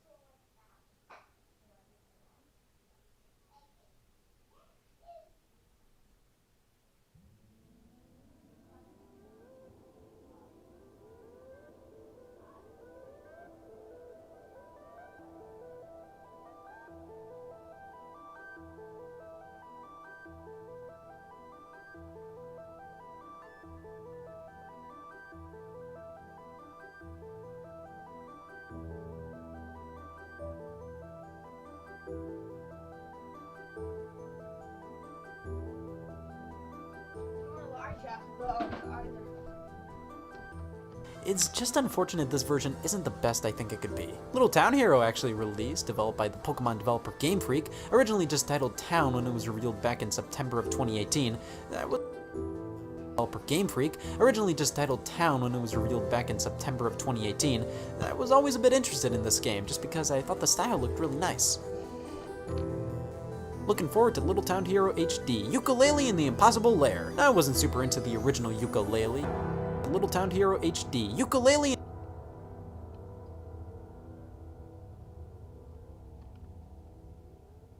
in the Impossible Lair. I wasn't super into the original Yooka-Laylee, it felt like the scope was too big for their team and budget. Impossible Lair changes things up and is a straight up 2D platformer in the vein of Donkey Kong Country. This game is so damn similar to Tropical Freeze, but that is not a bad thing. Tropical Freeze gets better every time you play it. When I first initially played it back in 2014, I thought it was good. Now, after recently replaying it for the third time, I'd consider it to be one of the greatest 2D platformers of all time. This game is another really good one. I wouldn't say it tops Tropical Freeze, but if you like that game, for the love of God, give this one a shot. Ghostbusters, the video game remastered, and Killer Queen Black came out, and while I did pick them up and intend on giving them a go, I unfortunately haven't yet. October was a pretty packed month with releases, but not much happened news-wise. Mario Maker 2 finally gave you the ability to play with friends online over 3 months after it released. Give me a P, give me an aesthetic. That was pathetic. But at least online multiplayer with friends works fairly well. It just took a ridiculous amount of time to happen. And to round things out, Doom Eternal got delayed to March 20th, with the Switch version being delayed even further to an unspecified date. You know, that I might show you some.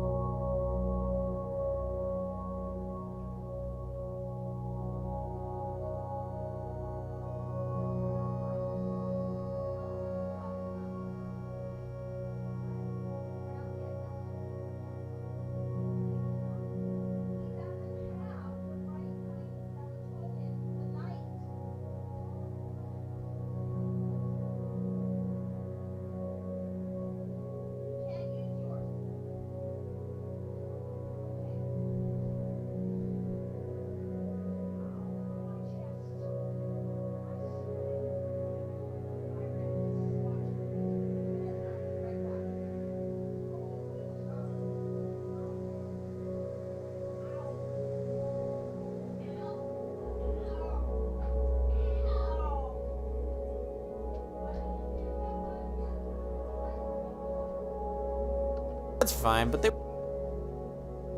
Okay.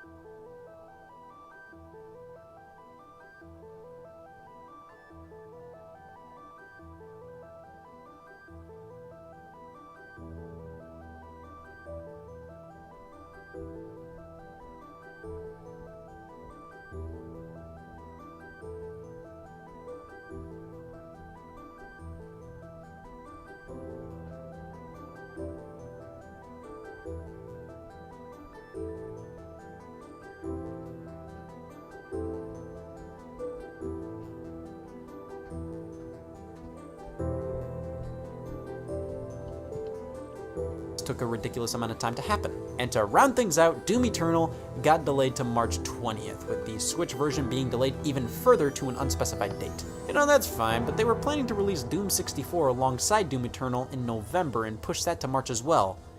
Come on, why? I get it's a pre-order bonus, but it can stay that way. You just get it for free when you get Eternal. Why couldn't you just release that in November? What else am I supposed to play in November, son of a bitch?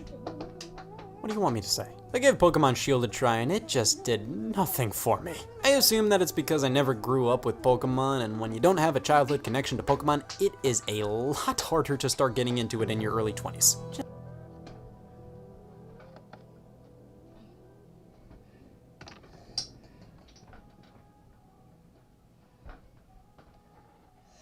Wait, I'm still live streaming. Oh! I have a like.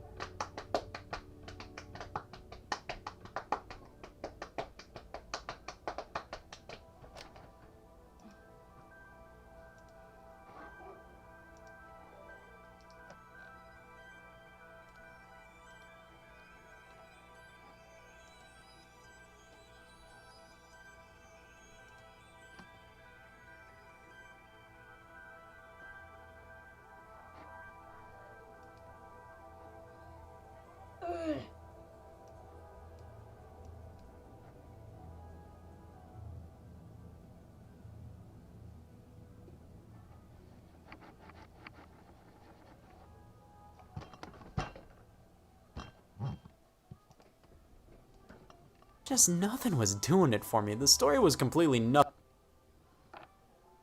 Never grew up with Pokemon, and even further to an unspecified date. You know, that's fine, but they were planning to release Doom 64 alongside Doom Eternal in November and push that to March as well.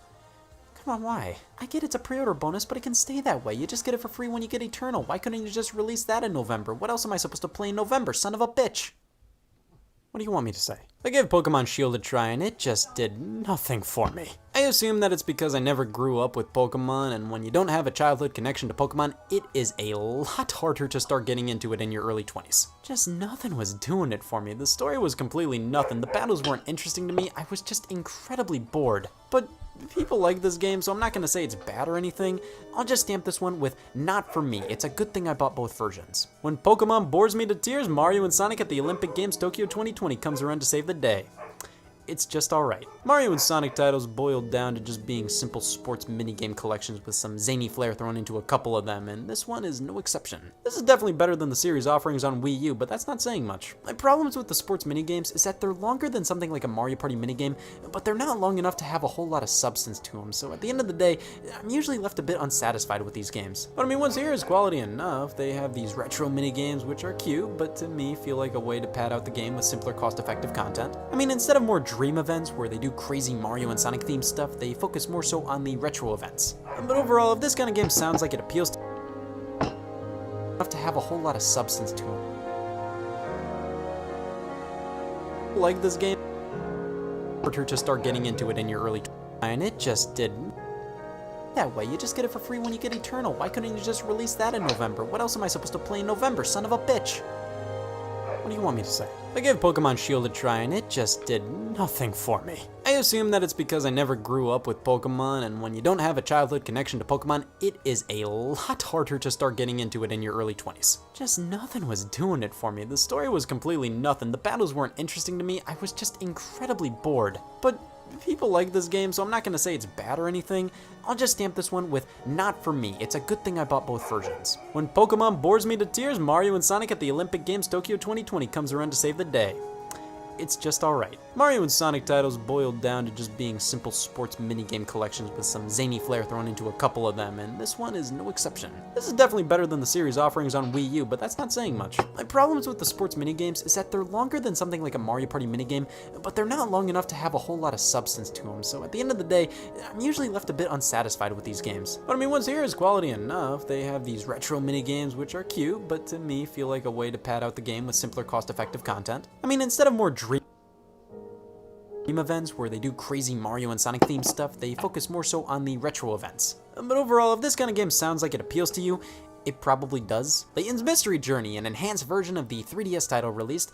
I really need to pick this up. I love me a good Professor Layton game, and this seems to be exactly that. New Super Lucky's Tale was a quality 3D platformer. It originally released on the Xbox One as an exclusive, but now we have this version on Switch. I personally have no clue exactly how much newer it is. I know they changed up quite a bit, but this is still a pretty solid time. Nothing mind-blowing, but worth it if this genre's your thing. Smash Bros. Ultimate was updated, formally releasing Terry to the World. A Nintendo Surprise released an eShop multiplayer game, The Stretchers, and I'd be lying if I said I knew anything about this game. And Overwatch 2 was announced, and I'd be lying if I said I knew anything about this game. November was surprisingly light, but hey, Black Friday happened, so good for consumerism. I picked up quite a few titles I just didn't get around to buying earlier in the year, and Nintendo was offering a Switch bundled with Mario Kart 8 Deluxe as their big deal this year. It was still $300, and it also wasn't the new Switch with the better battery life, it was the old Switch. Who bought this? Oddly enough, at this point, I'm pretty happy that barely much happened after November. Remember that time when I wouldn't shut up about September 2019 for the Switch? Yeah, that was hell. Here's Assassin's Creed Rebel Collection. Assassin's Creed 4 Black Flag actually released on Switch, which was nice, and it ran a whole hell of a lot better than 3 ever did. It came with Assassin's Creed Rogue, thus they had to give it a stupid dumb collection name instead of just calling it Assassin's Creed 4. Come on, these look stupid next to each other now. Sadly, Rogue wasn't on the game card, which is pretty lame. You had to download it. And equally as lame, Call of Juarez Gunslinger released but digital only. They were confident enough to release it at retail, but with just a download code inside. I really want to know if anybody actually buys these download code only cases. Like, what's the point? Brain Age Nintendo Switch training launched in Japan this month, with Europe getting it on January 3rd. And yup, it was Brain Age. But many reviewers noted how it felt a little unevolved from the DS iterations, and because of that, it felt a little out of place on the system. Like, just the fact that it came with a bonus stylus to use, it just makes the game on Switch not feel as organic as it did on DS or 3DS. This is a series they should have released on smartphones. It feels a little out of place here, but for what it is, it's pretty good. No North American release so far, sadly, which blows. I want to play this, but I just might have to import it. Mario Maker 2 actually got an update with new items and a power-up that turns you into Link with his own full moveset. Listen, really cool. But they put this out way too late. Like, come on, nearly half a year after the game came out, we got our first substantial content update. The original Mario Maker got stuff out way quicker than that, and by this time, many have moved on from Mario Maker 2. Well, at least there was another Indie World presentation, nothing massive revealed except for Axiom Verge 2 and the sequel to Golf Story. Also, the Game Awards happened. After following up last year's reveals of Joker and Smash and Marvel Ultimate Alliance 3, Nintendo revealed Square Enix's Bravely Default 2, and that's it. Thank God December was light, and thank God the next few months have been some of the driest in Nintendo Switch history. Remember the Switch? Well, Nintendo barely did for the first few months of 2020. Tokyo Mirage Sessions Sharp FE Encore released. I'm happy that happened. The game is good and deserved more of a chance than what it got on Wii U. It just doesn't appeal to me, so I skipped out on this one. I bought it on Wii U, damn it, I did my part. Other than that, nothing much of note to me released, but we did get some updates. The 5th and final DLC character in the Smash Bros. Ultimate Fighters Pass was revealed. In a lineup of third-party characters, most of which nobody would have ever expected to be in Smash Bros., the final character in this pack was some sap from Fire Emblem. The playable character from Fire Emblem Three Houses, Byleth, was the character, revealed via a livestream hosted by Sakurai, so I actually had a thought cross my mind right before the stream happened. I mean, everybody was going crazy speculating, but I thought, well, I was pretty sure it would be another third-party character. This was a live stream dedicated to a specific Smash Bros. Announcement.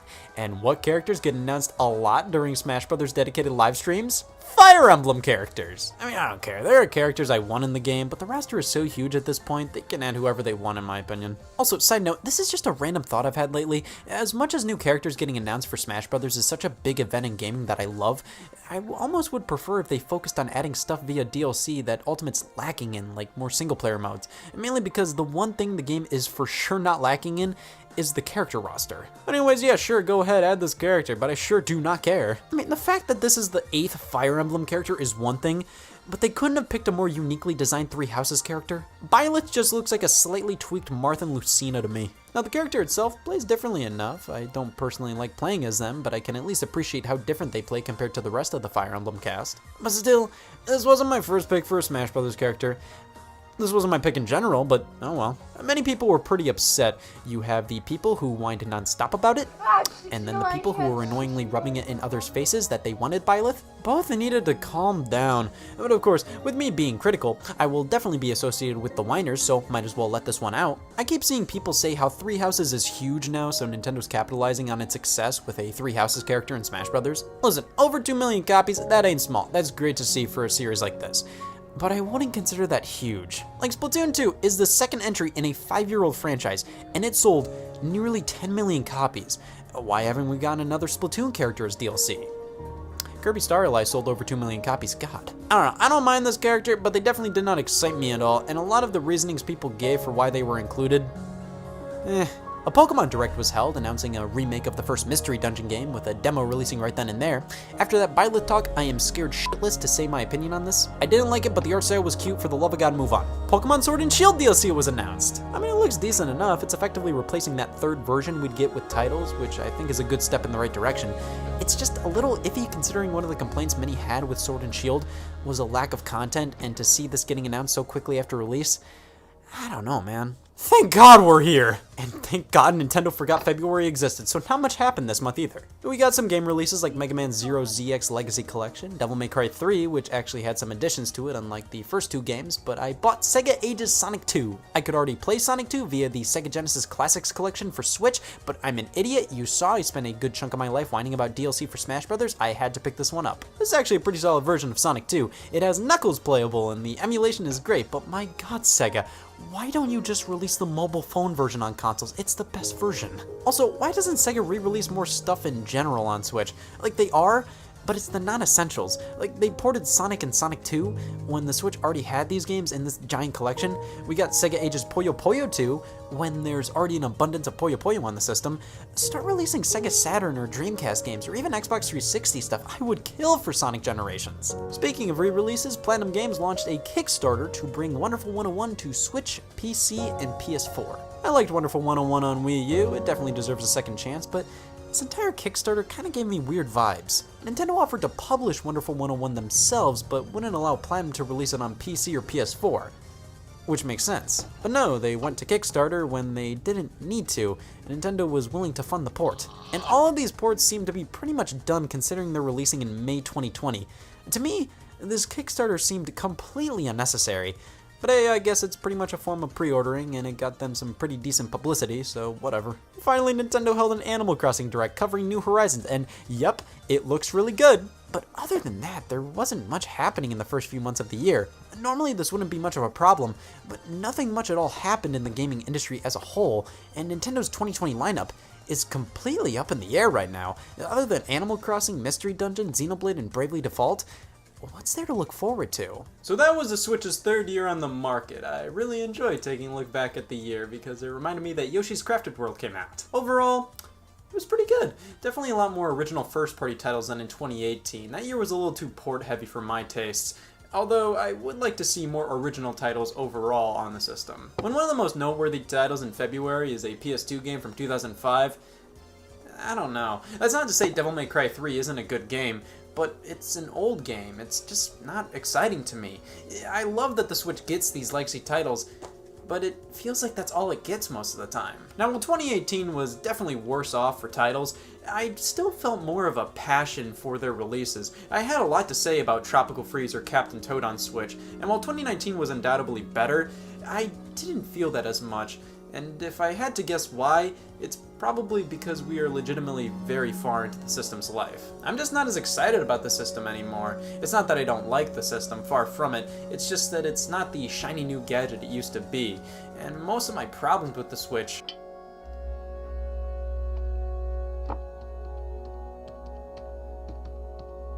Oh my goodness, I forgot I was doing a live stream.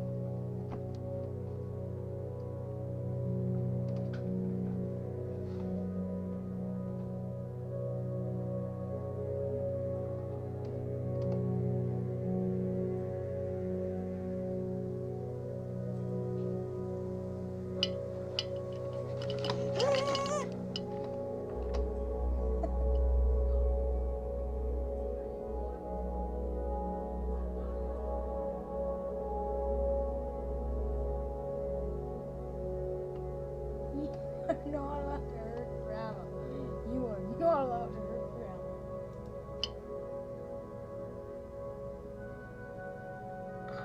Right, just a little pixel.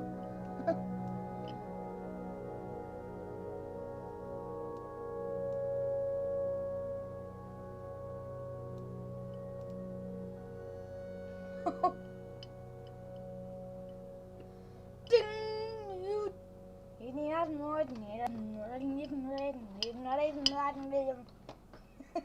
Just messing around.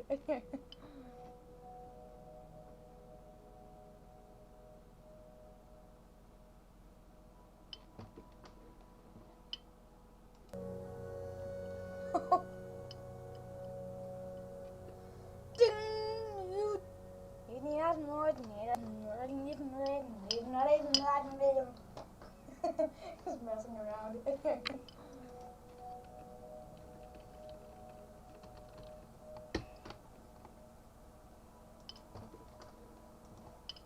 F in dot chats, boys. Ding!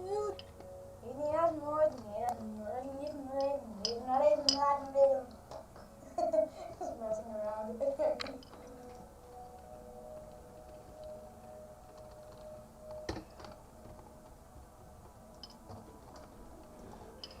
F in dot chats, boys.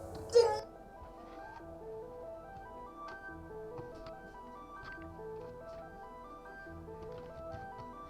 Now let's go.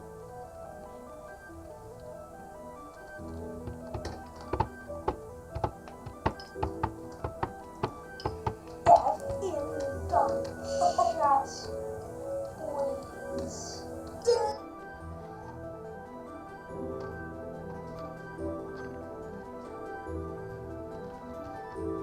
Now let's go.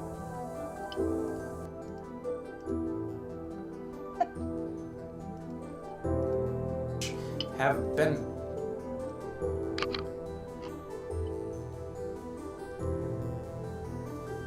constant throughout its life. My biggest problem is that it has barely addressed any of my problems throughout the years. The operating system has barely changed, I'm not getting as many original experiences as I would want to from Nintendo, and Mario and Sonic 2020 has one of the worst box arts I've ever seen in my life. It looks unfinished. I have no idea what to expect for 2020, considering the fact that we are 3 months in and barely know anything about Nintendo's plans or lineup. I already know that I'm going to get a lot of people saying that I'm being too negative, and, well, I did whine a lot. I like the Switch, I'm just more prone to point out the things that bugged me about it. I'm also not really one to freak out and adore every single thing Nintendo does, but... Okay, so here's the story. Me, Super Luigi, Glitchy 4, Luigi High, and Kensuke. I'm on the Discord server. We're playing Bed Wars on High.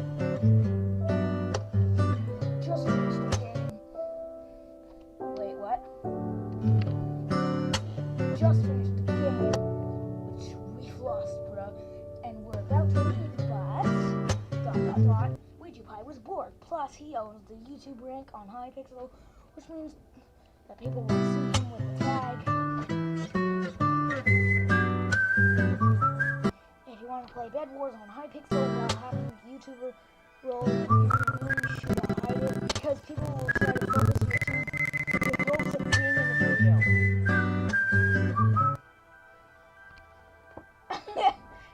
Or just beg you for screenshots without really knowing you.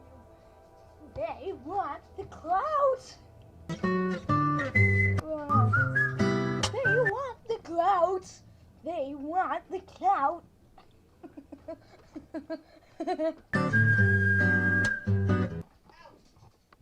This time they were just trying to get noticed by Ouija Pie in lobby. Luigi's funny moment on Hypixel. Let's go. Bon, vous êtes là ou pas? Guys.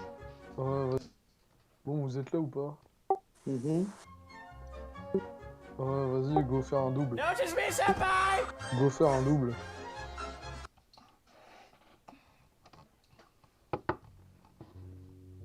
Ouija Pie YT screen. Authentic ghost. Ew, we YouTubers. Go faire un double, go. Go make a double go. Donc faire un double, go.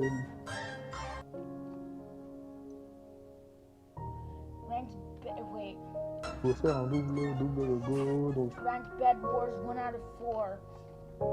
Hey guys, is anyone... Oh, Odyssey 19 says Ranked Bed Wars 1 out of 4. Algasker says, hey guys, is anyone good at building or at developing? If yes, party me. Go make a double go. Would you YT? I accept friend requests. Odyssey 19, say bananas.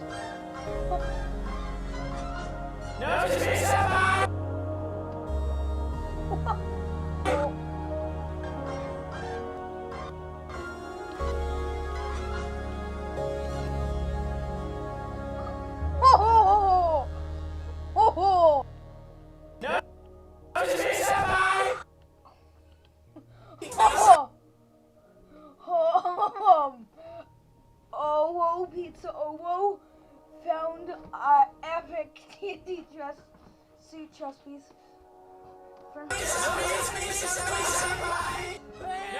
Est-ce que ça fait encore?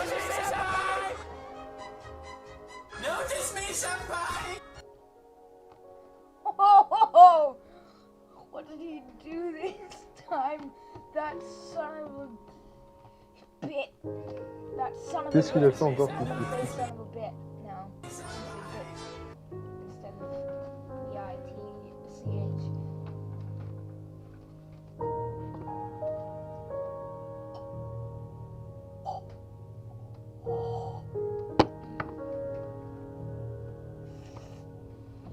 I don't know what the chat is, so you guys can just chat away. I don't care. Let's go. Notice me, senpai! Notice me, senpai! Notice me, senpai! Ah, c'est juste... I'm gay? What?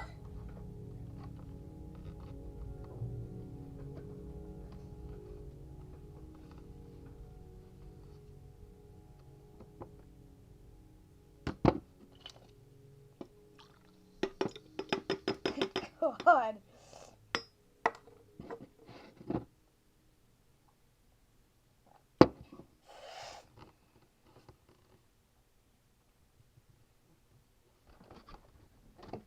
Ça. I'm tired. I'm a soup.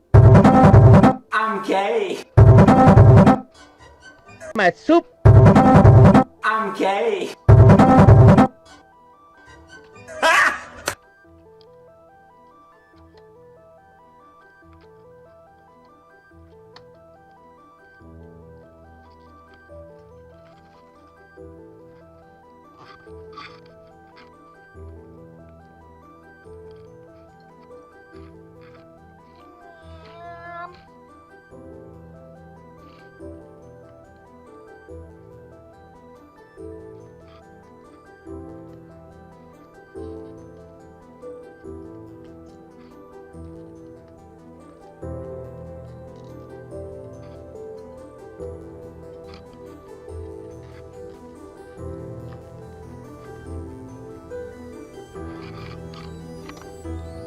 Got him!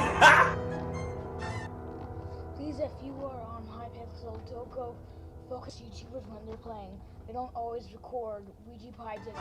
Lol.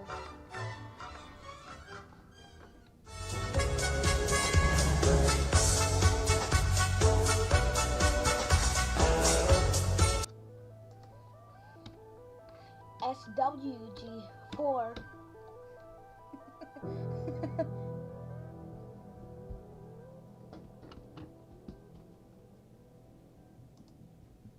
It is time to sacrifice Baldy. Wait!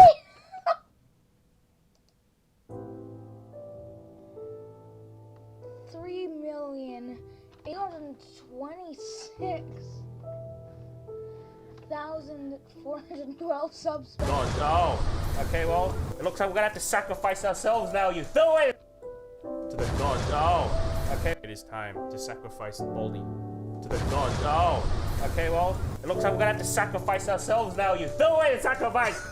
Because today's video is sponsored by Hero Kantara, everyone.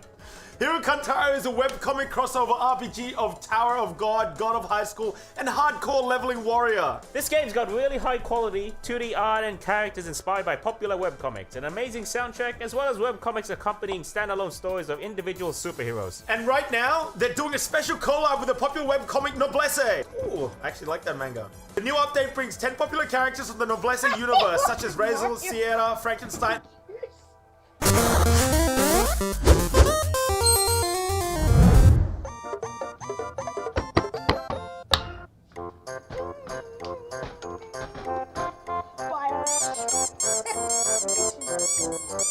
Yay! By Arsht. When you look good, you feel good. We know this, man.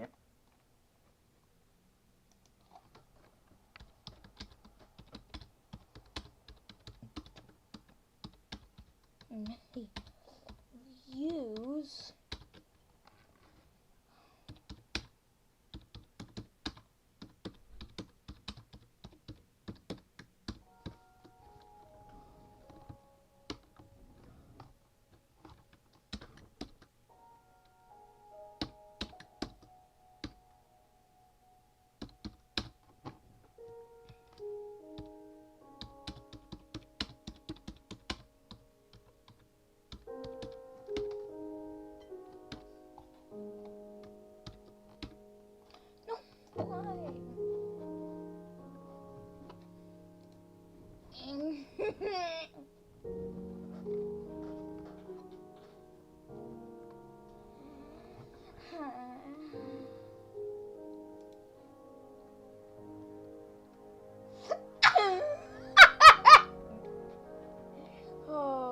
Landscaping has definitely played a huge role in looking and feeling your best. Just when I thought it couldn't get any better with the London.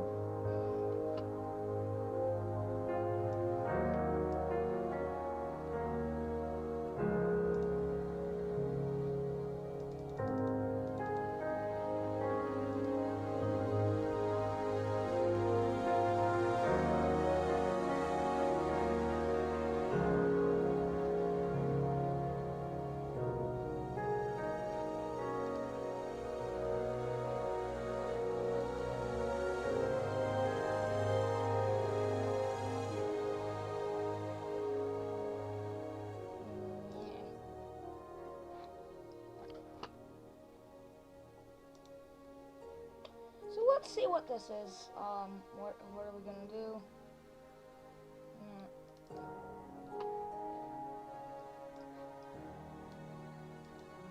This.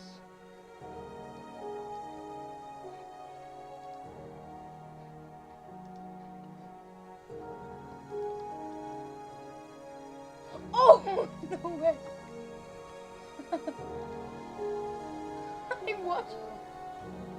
I'm watching myself. No way. Oh, this.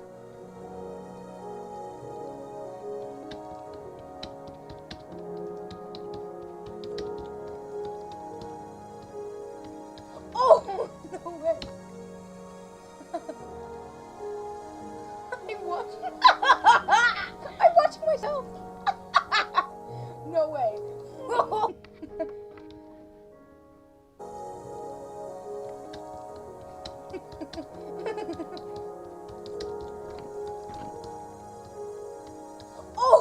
no way.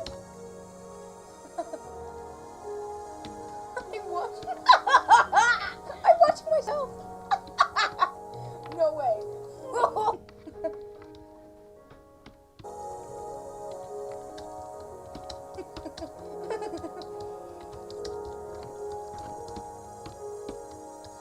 no way.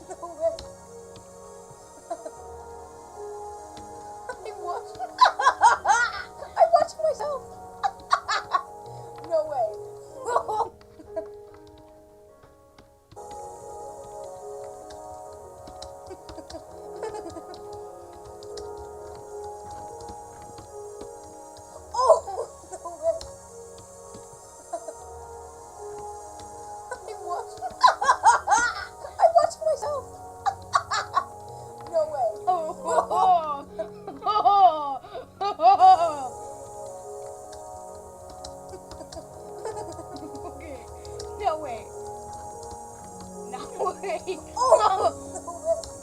Oh, I can make myself a moderator.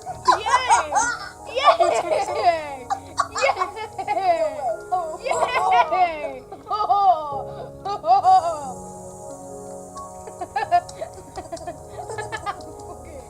No way. No way. Oh, I can make myself a moderator. Yay! Yay!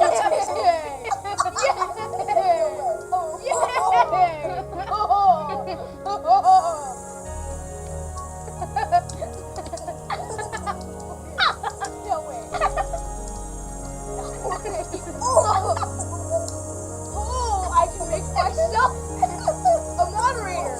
Yay!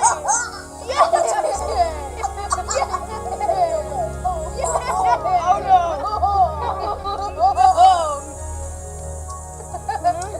How do I?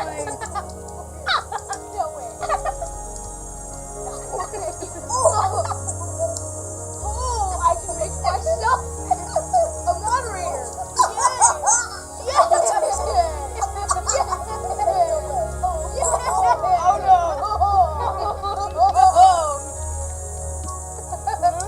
How do I?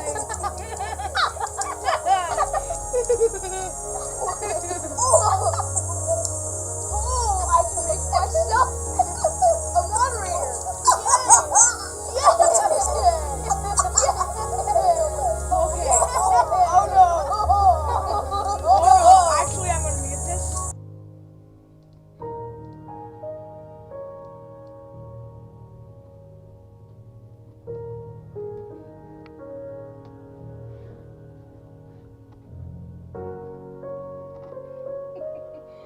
Well, that was fun.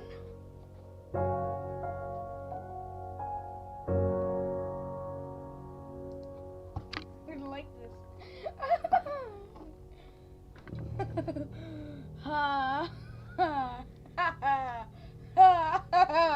Wait, I don't think that this was streamed.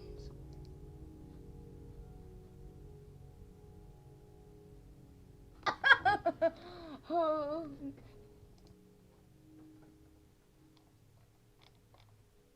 Roblox, just gonna It was over here. There was a thing over here. do that. Yes, I am.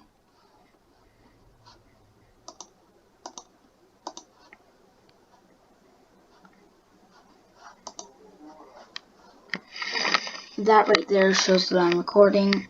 No, it was over here. Today, I'm going to be playing, oh, no, yeah, I don't know what I'm going to be playing, actually. I don't know whether I'm going to be watching stuff or playing again. What the heck? Just Do you know what the IQ of a dog in Minecraft is? Well, me neither, cause IQ isn't meant for dogs, especially not for dogs in a video game like Minecraft. But we're doing it anyways. It's really easy. There are 5 tests. If they pass a test, their IQ goes up by 20 points, starting at 100 IQ. If they fail, it will go down by 20 points. This means that if dogs pass every test, they will have 200 IQ. Also, if they fail everything, they will be at 0. How smart will dogs be at the end of the 5 tests I kindly prepared for them? This is not a dog. They officially are wolves, with 3 stages. Wild wolves, angry wolves and tamed wolves. They're not becoming dogs after you tame them. But most people call them dogs anyways, so we also go with that. For these tests I had to study Minecraft dogs for days. And they are pretty interesting. They only spawn in forests and taigas, attack rabbits, foxes, skeletons, sheep and baby turtles. Those mobs all avoid wolves, but one, sheeps. They for some reason do not care at all. But if a wolf is tamed, it will only attack skeletons, not the other mobs anymore. Wild wolves are scared of llamas. Yeah, I also don't know why. Maybe it's the noises they make.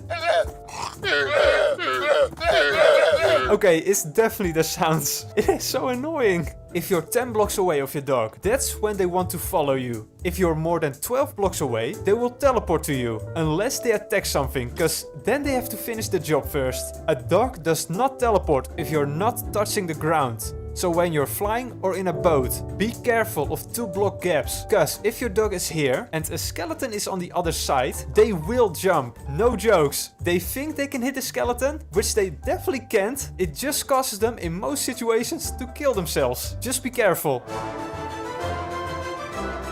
Test 1. Have you ever punched a wild dog on accident? Well, I certainly have. They get mad, like really mad. Not the best thing. Also, cause you probably wanted to tame it. So, is there some way to get around this? To trick the dog? If there's not, they are pretty smart.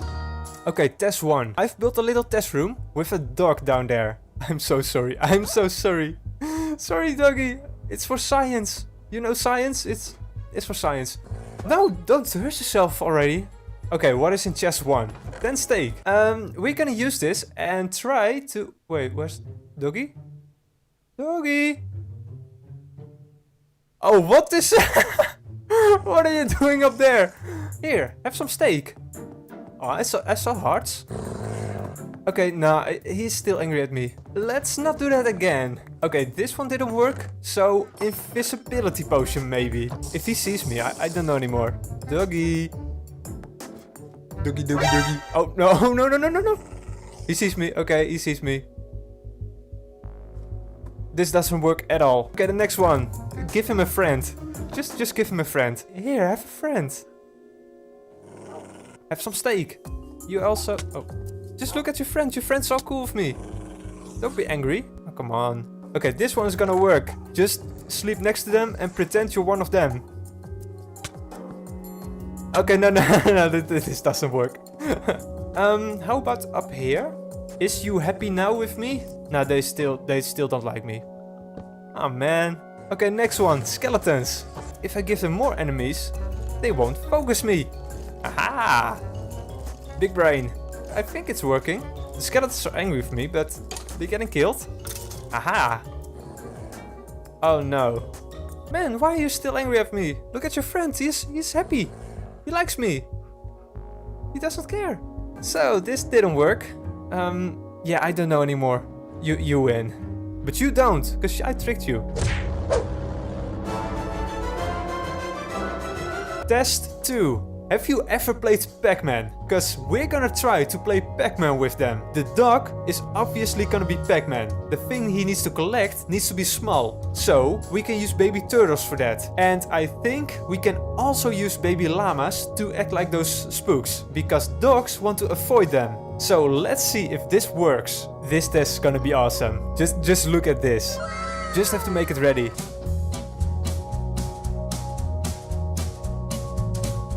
Okay, doggy, let's go. You still have all your lives. Ah, he's definitely going for it. Ah, this is so cool. It's working even better than I expected. Ooh, the llama's getting closer. Wait, what? The llama didn't see him. The dog is so scared. Scared for his life. No, okay, the llama is coming. No. Oh no, he's running into them. Oh, no! Cool. It's working even better than I expected. He still has 2 lives left. And the llamas are not down there anymore, so he can clear it out pretty easily. Oh no, they're getting close again. They're getting close. Run away, dog. Run away, run away. No, no, no. Just run, run, run. Go. No, oh man. Wait, what? No, no, no, what is happening? No, no, no, no, no, no, no, not the turtles. No, they're growing up. No, no, my map. My map. No. Well, that took some time to rebuild it. I think it was something like this. I don't know. The teleport's not working. Ah, no. Okay, please don't move. I'm gonna fix this. Yes, it should work now. If the dog is going there again, he should go to the other side. Wait, no, no. What is happening? Where is going on? Where? No, no. Bad dog. No, no, no. What is going on? Where are you coming from? What is, yeah, that didn't work. Attempt 2. This should work. Because when he did that, all the dogs in his world teleported right here. And there were a lot. So now he should be the only dog here.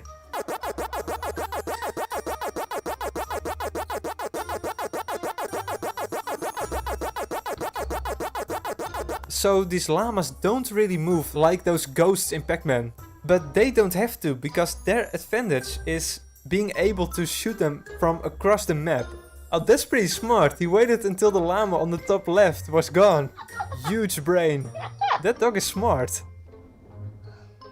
Oh, be quick, be quick. The llama's coming, the llama's coming, the llama's coming. No, no, no, no, no, no, no, no, no. Oh, he missed. He missed. No, not again. Please, not again. Damn it. It's all for science. Apparently this just takes too long. Only those couple of turtles in the middle are left. So he just has to get those and that's it. Should be easy. Now what you gonna do over there? Get back here. Oh, he just missed again. He missed again. Oh no, get away. Get away fast. Go to the middle, go to the middle. Oh, okay. Oh, he's following him. This is just some hardcore focusing. Oh no, he's totally in the wrong place. Come on, man, come on. You're so close. You're so close. No, no. Why? Why? Why? Wait.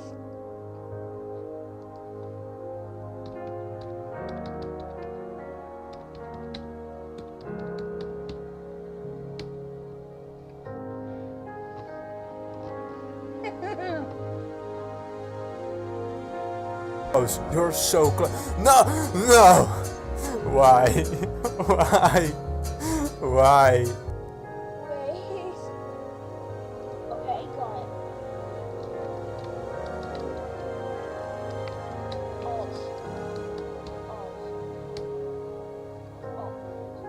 Alt. Alt. Alt. Alt. Close. You're so close. No, no. I could see. Why? Why? Why? You cannot moderate yourself. I love that. Alt. Alt. Alt. Alt. Close. You're so close. No, no. I could see. Why? Why? Why? You cannot moderate yourself. I love that.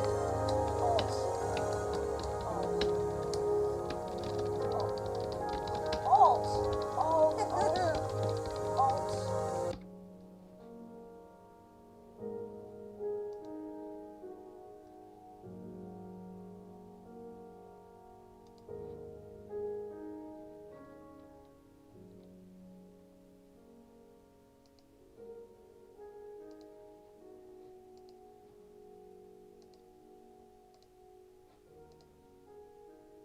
Reload. Okay.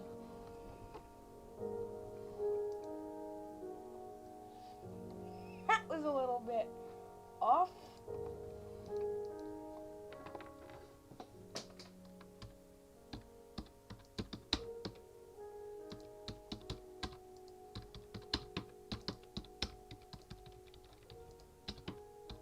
Reload. Okay.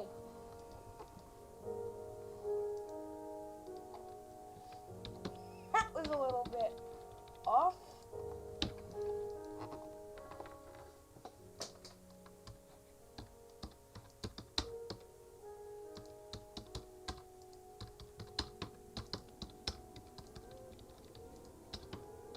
Reload. Okay. Did you know you can change your voice in real time? With Voice Mod, you can have the voice you choose.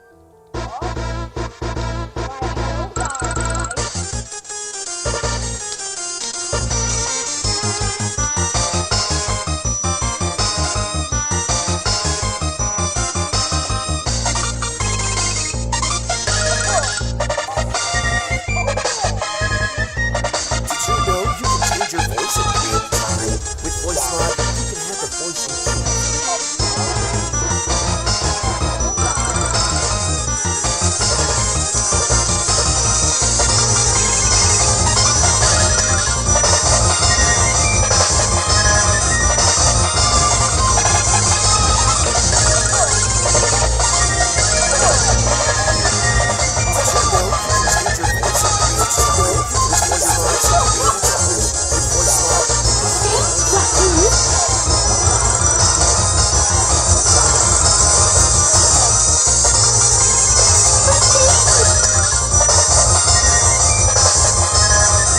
Oh no! Okay. Again.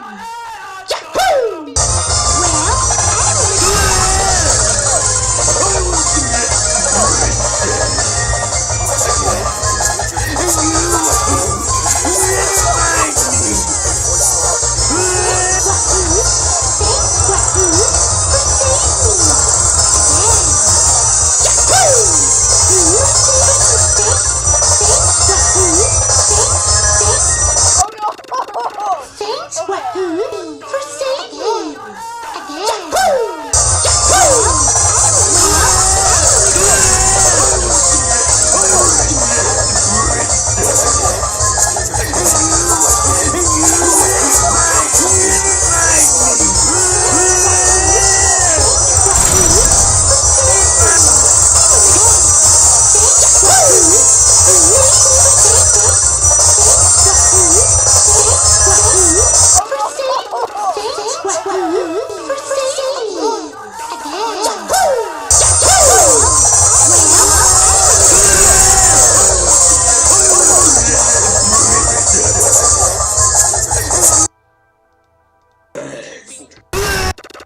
Thanks, Wahoo, for saving me. Again. Well, I will make... I will kidnap the princess again, and you never find me.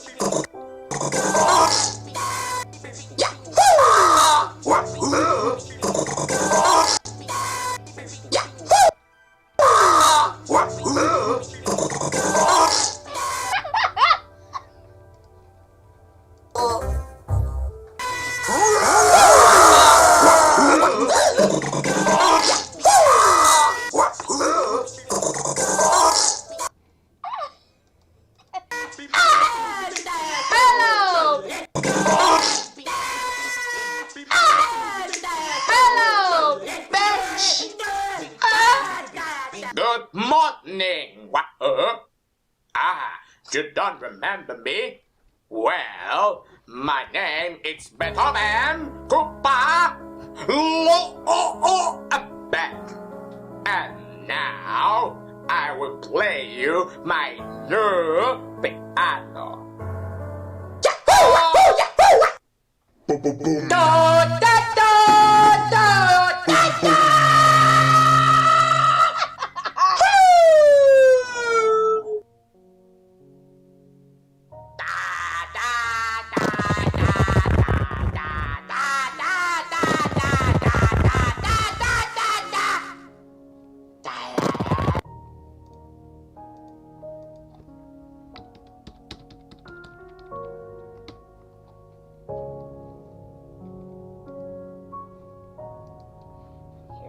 Now this might be look just like rubber glove on a plastic bottle, but now this might.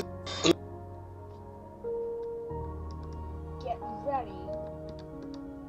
Now this might be look just like rubber glove on a plastic bottle, but I show you is much more, because when you give squeeze, you get middle finger that say fuck you. How about a nice game of fuck you? Now this much say fuck you. When you give squeeze, you get middle finger that say fuck you.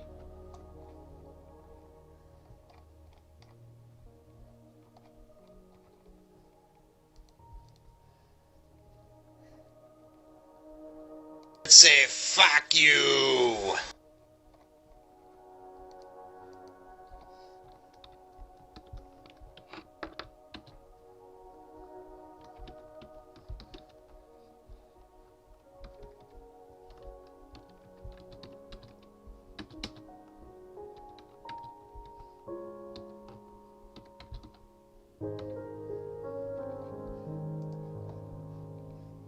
Say fuck you. Fuck you.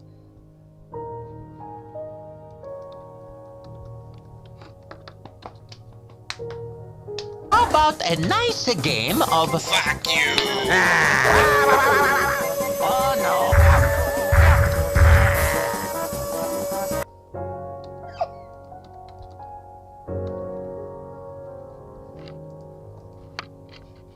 Say fuck you. Fuck you. Say fuck you. Fuck you.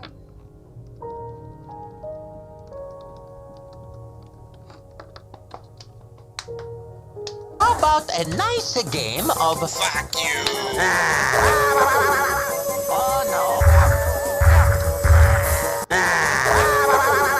How about a nice game of fuck you?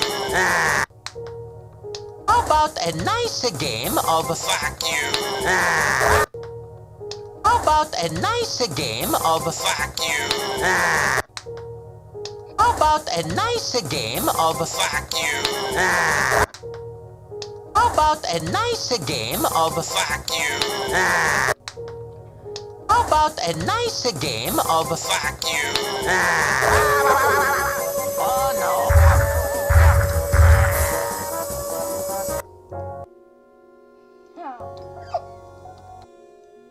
How about a nice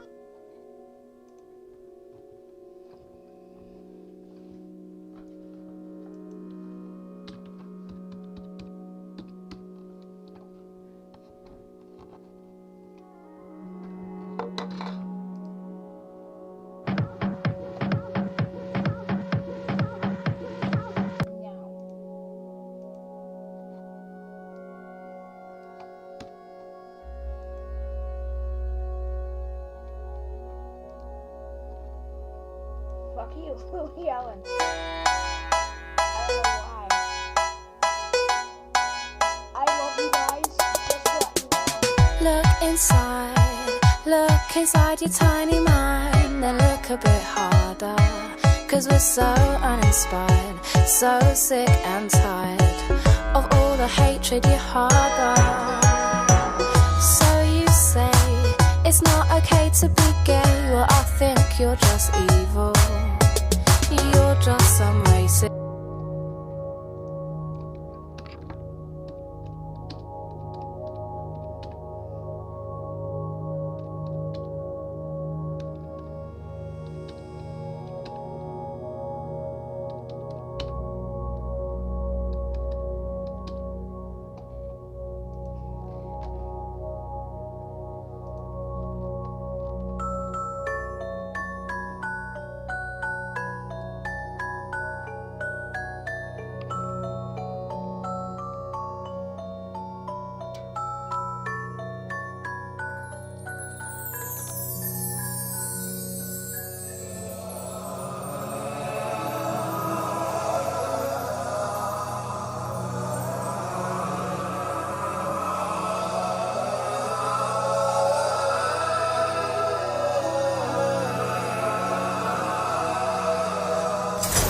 It's okay to be gay, let's rejoice with the boys in the gay way. Hooray for the kind of man that you will find in the gay way.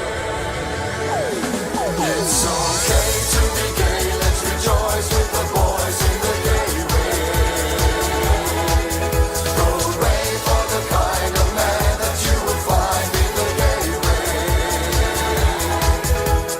Father,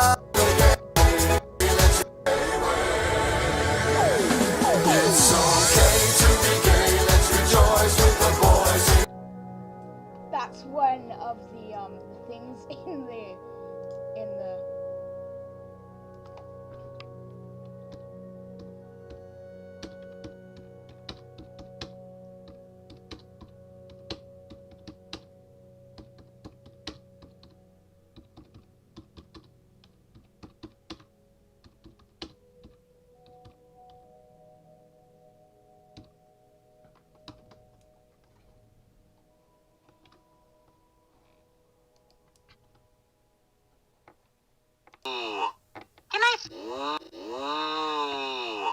Can I sing a song for you? It's okay to be gay, let's rejoice with the boys in the gay way. It's okay to be gay, let's rejoice with the boys in the gay way.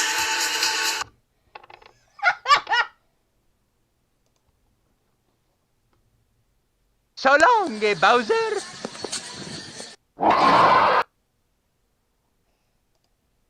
So long, Bowser.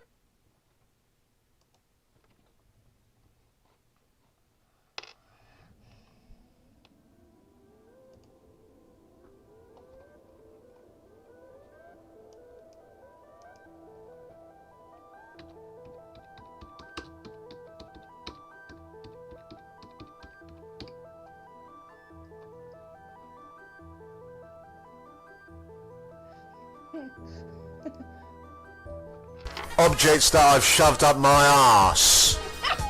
Stiff cocks. Shoved up my objects that I've shoved up my arse. Stiff cocks. What? Stiff cocks. What? There's no need to go down, I'll say it, man. You're so far around, I'll say it, man.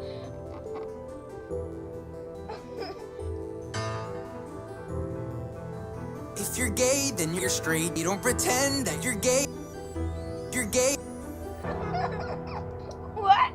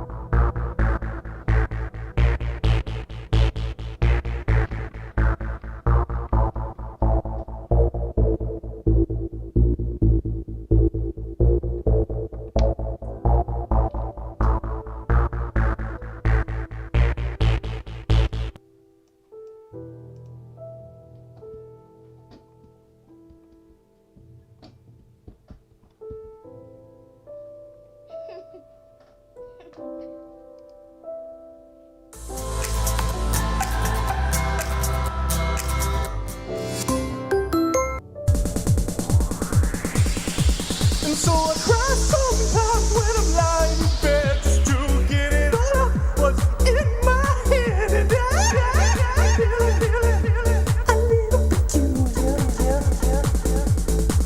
And so I wake in the morning and I step outside and I take a deep breath and get real high. And I straight to the top of my lungs, what's going on?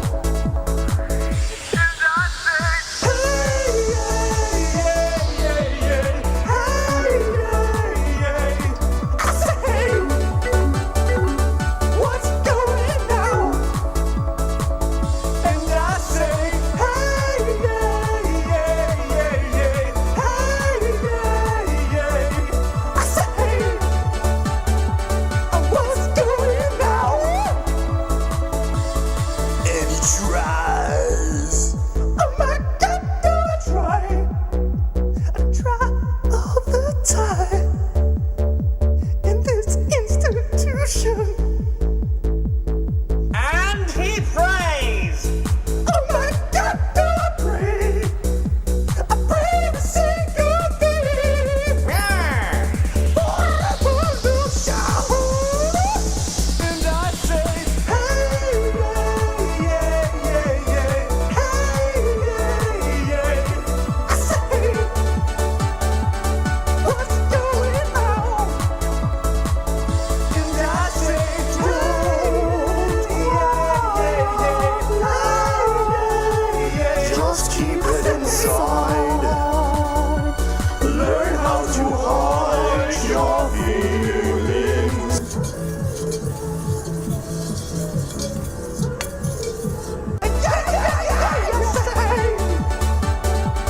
What's going on? Yeah! Stop. Before you buy more laundry detergent, say no to wasteful plastic laundry jugs. Why? In North America alone, over 700 million laundry jugs per year find their way in the landfill.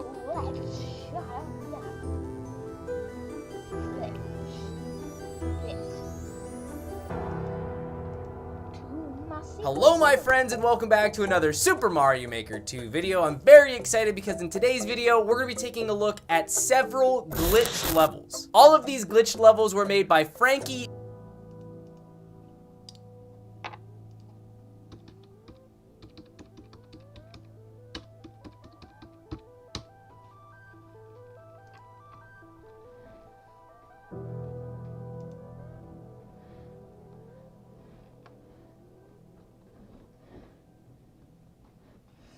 Huh? No! Don't unsubscribe for Dead of the One.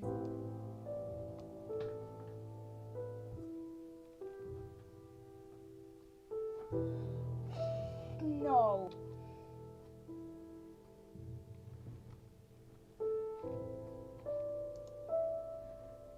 No. No!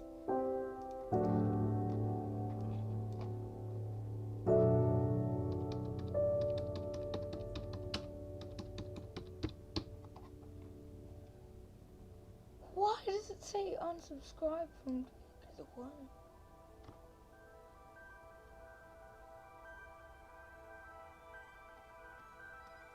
Subscribe to Dare the One, not unsubscribe him.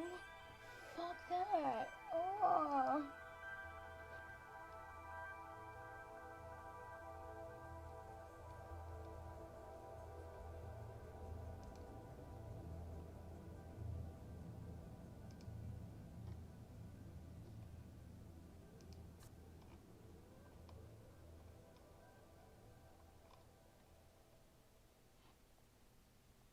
No, I'm carved.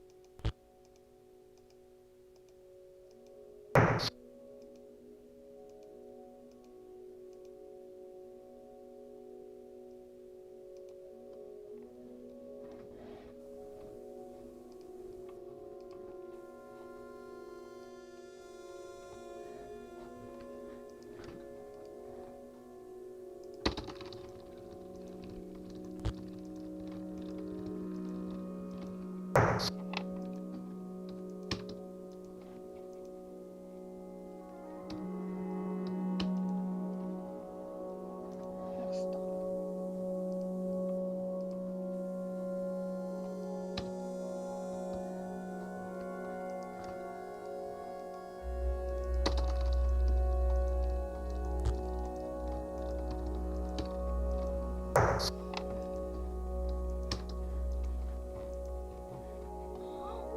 going on?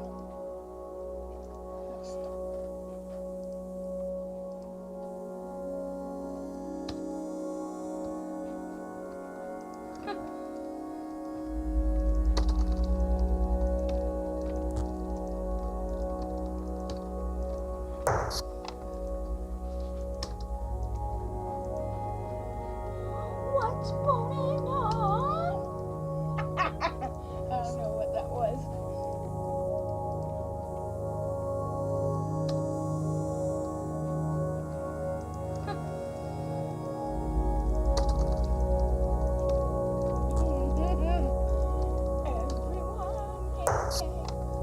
Objects that I've shoved up my arse.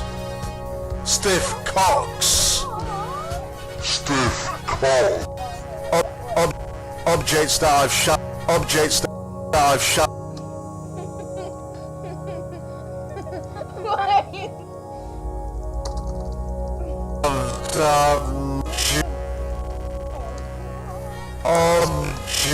Objects that I've shoved up my arse. Stiff cocks. Objects that I've shoved. Objects that I've shoved up my arse. Shoved up. Objects that I've shoved up my arse. Shoved up my arse. Stiff cocks.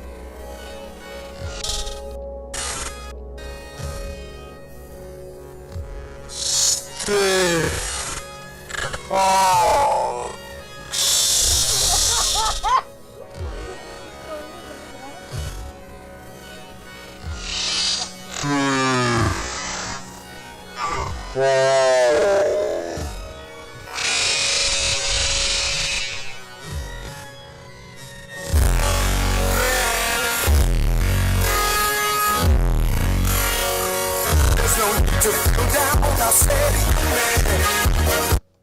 just objects that I've shoved up my arse. Stiff cocks. Stiff cocks. There's no need to go down, I said just walk around, I said. That's my cat's name. Thick Roblox.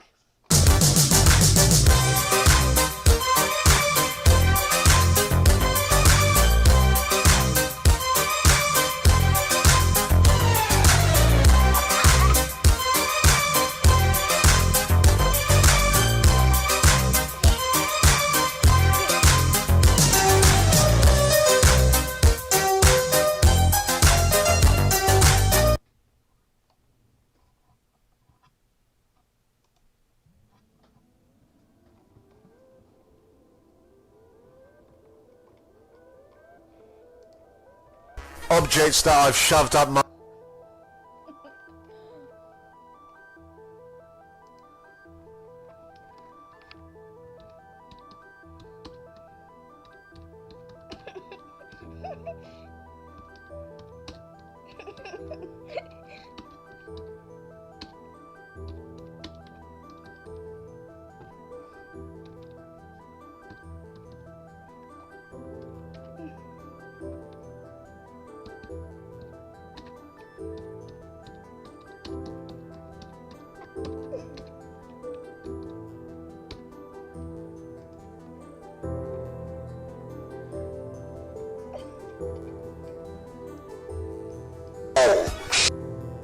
objects that I've shoved up my arse. Stiff cocks. What the fuck?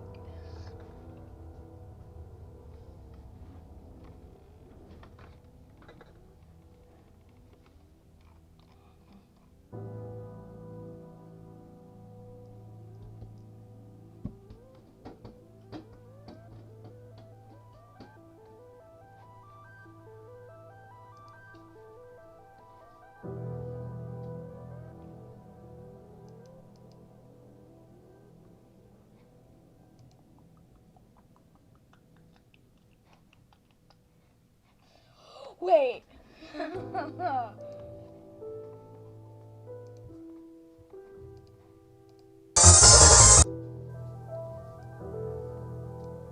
Wait. No, it's just a random thing.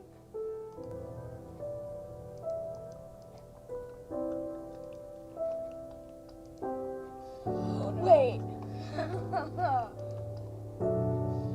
Wait.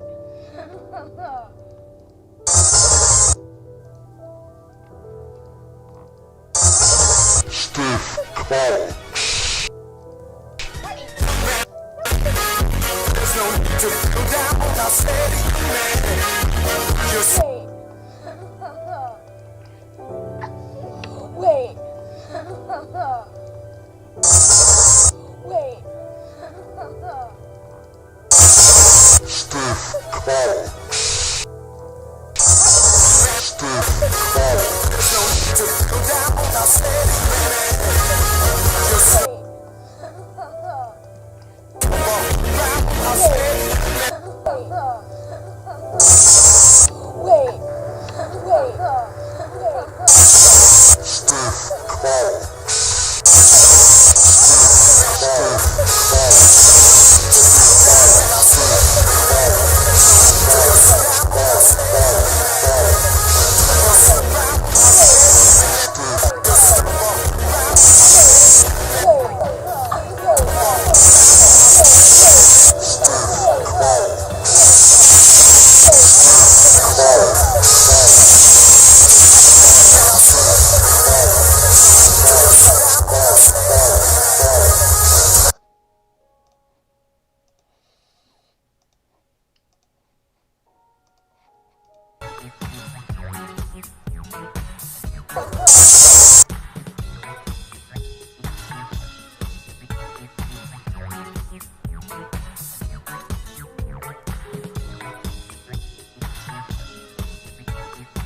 work it, make it, do it, makes us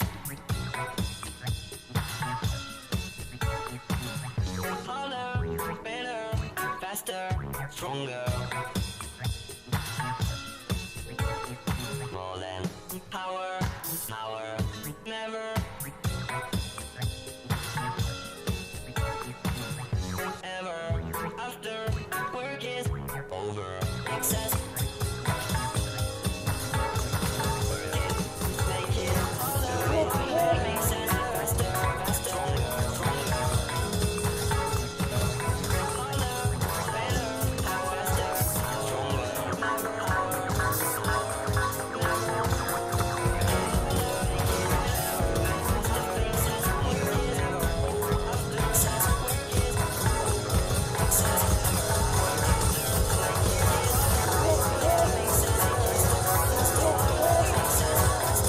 Alright, I know this is gonna be kind of like a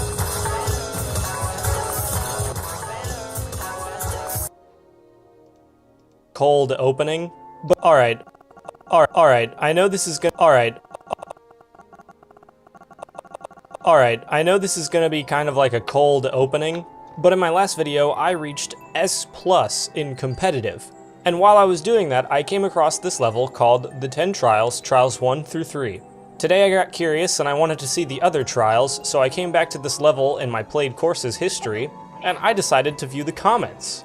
And it just so turns out that I found this beautiful, beautiful gem on the comments of this level. So if you scroll down a bit, you'll see that somebody asked, "Hey, how do you unlock the wing cap in Mario 64? I can't find it." More than 1 year ago, so when this game was pretty much fresh. Then the creator's name, Super N64, answered him legitimately. For the wing cap, use the C buttons to aim your camera above the sun carpet. These guys just had a conversation about Super Mario 64 and how to unlock the wing cap. That game is over 20 years old. How does he not know this? And why is he asking in the comments of some random Mario Maker level how to unlock it? Why doesn't he just Google it? Anyway, I have so many questions. None of them are going to be answered here, but I just felt like I needed to share this with the people. because I laughed for a solid 10.5 minutes at how ridiculous this was. Anyway, all that to say, we're gonna be doing the trials today. The 10 trials. I already did trials 1 through 3 in the multiplayer video, but I just want to reintroduce you guys to the beauty that is this stage. Each trial is separated by its own little pipe, and they're not that difficult. They're a little bit easy, actually. But I'm not judging. I mean, it's only trials 1, 2, and 3 in this level. Maybe the trials will get tougher as we go along. You never know. It could be a natural ramp up in difficulty. Of course, we're not gonna see that with trial 2, or trial 3 for that matter. I just love how it's always written out. Like, here's trial 3, get ready. It's just 2 wall jumps separated and a jump, by its own little and then a couple more wall jumps. How could anyone have completed these truly grueling trials? Then this message at the end says, thanks, stay tuned. He knows you're gonna want more trials. He knows you'll be back. And to be quite honest, he's 100% on the money. I can't wait to see what the rest of the trials have in store. Please make more. Oh my god, I couldn't agree more. It's so good. Trial 3. Now that I'm looking at it, get ready. It's just 2 wall jumps. Maybe I could grab that real quick. I don't really know why I find these levels so enjoyable, but I'm just falling in love with them all over again. Don't know if I could have improved my time at all, but I really, really hope that I got the world record. That'd make me very happy. Oh yeah, I got the world record on the first set of trials. Let's go. I'm a master of the trials. The 10 trials part 2. Slightly harder, but still easy. I'm so excited for this. Okay, a couple of horizontal thwomps, not too bad. What is that supposed to be? Because that looks like the letter A. All right, that was trial 4, I guess. Or is this trial 4?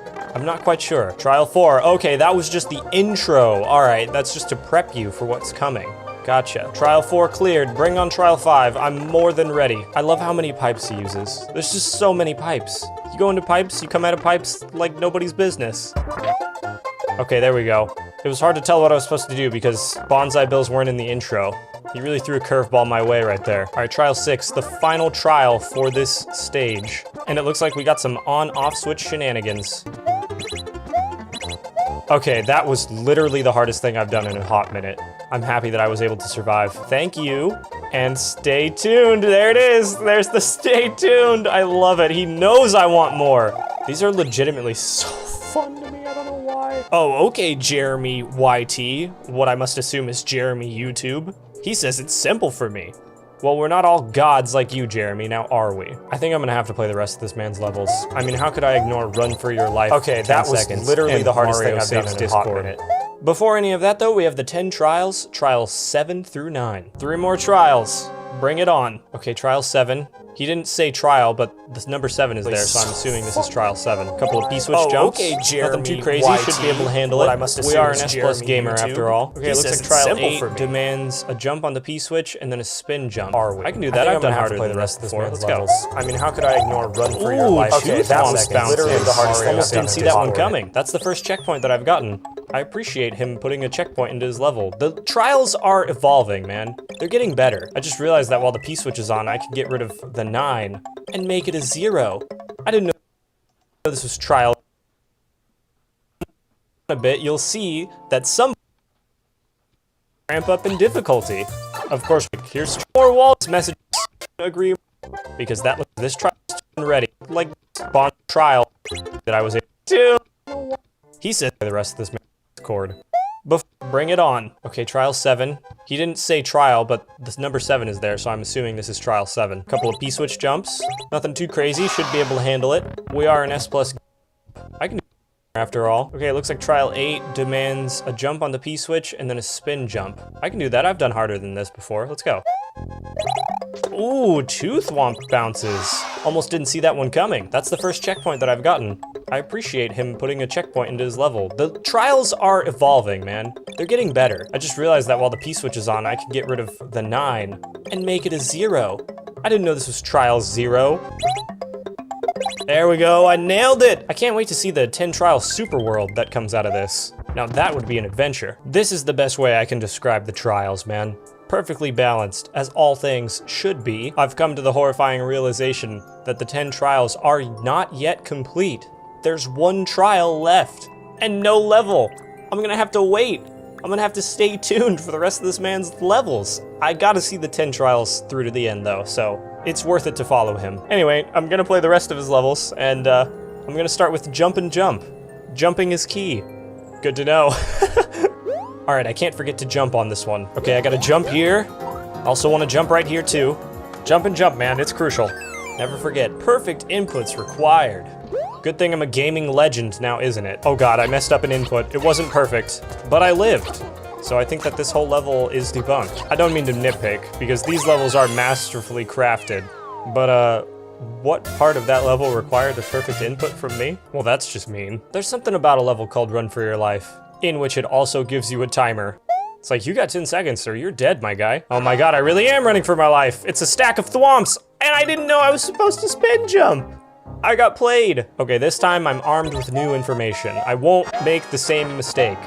I'll make a completely new mistake. This time for sure, though. Hit him with the spin jump, because that's all we gotta do. Just gotta spin jump, and then look at that. Easy level. I knew I could do it. I ran for my life. Oh my god, it's Casey again, and he's being rude again. Can be better. I'd like to see you do better, Casey. I've always wanted to know how Blue Mario saved Discord. Dude, these thwomps are mad at Discord. They're trying to bring the servers down. This is an accurate representation of what it looks like to fix Discord servers. Guiding moles through a maze. If there ever was a man who could save Discord, it would be the Blue Mario himself, now wouldn't it? I'm not quite sure what this is supposed to mean, Slick B27. This looks very similar to when I saved Discord, actually. For being S+, I really do suck at this video game, don't I? Suck as I may be, I can time my jumps. See, I told you I could do it. I'm a natural-born problem solver. Whoa! Why did you do that to me? Do I actually need to even... I guess I didn't have to time the jumps after all. And why am I bothering to get to the top of the flagpole? It doesn't get me anything, except respect. Casey really comments on almost every one of this guy's levels. And almost every time, what he says is pure gold. I don't think I have any joke to make about this. I'm just gonna read it. Hot sauce. Evil is better, version 1. You've convinced me. I still don't know what that level had to do at all with hot sauce or evil being better. And that was just version 1. And just like summer following spring, Casey has commented on this level as well. He's described it for what it is. Truly epic. Hot sauce. Heads or tails? Need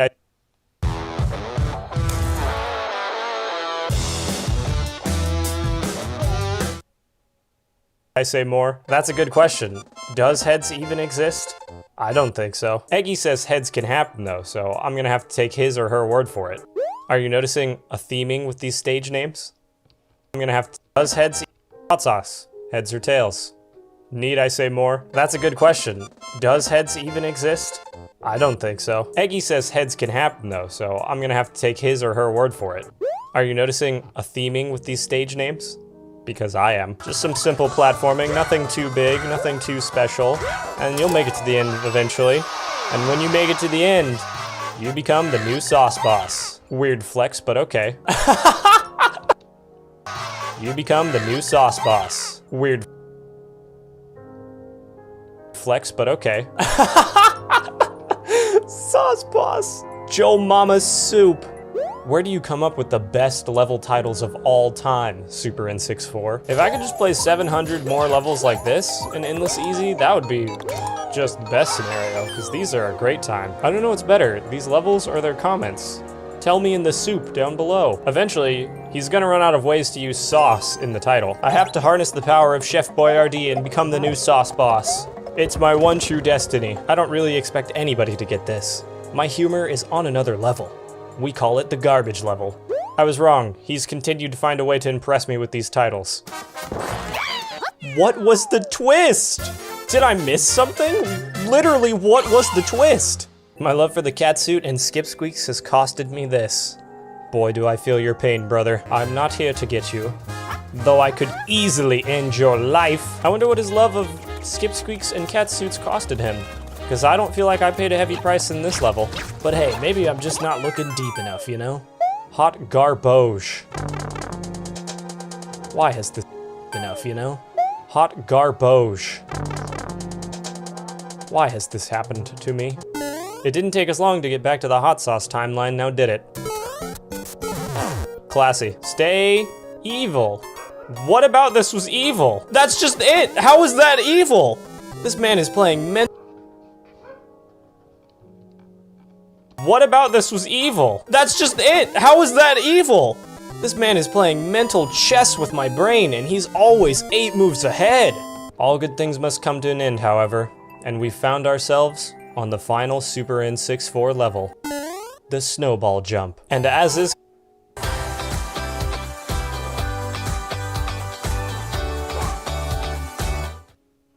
When your new personal trainers push you a little too hard, Voltaren helps you relieve muscle pain at its source.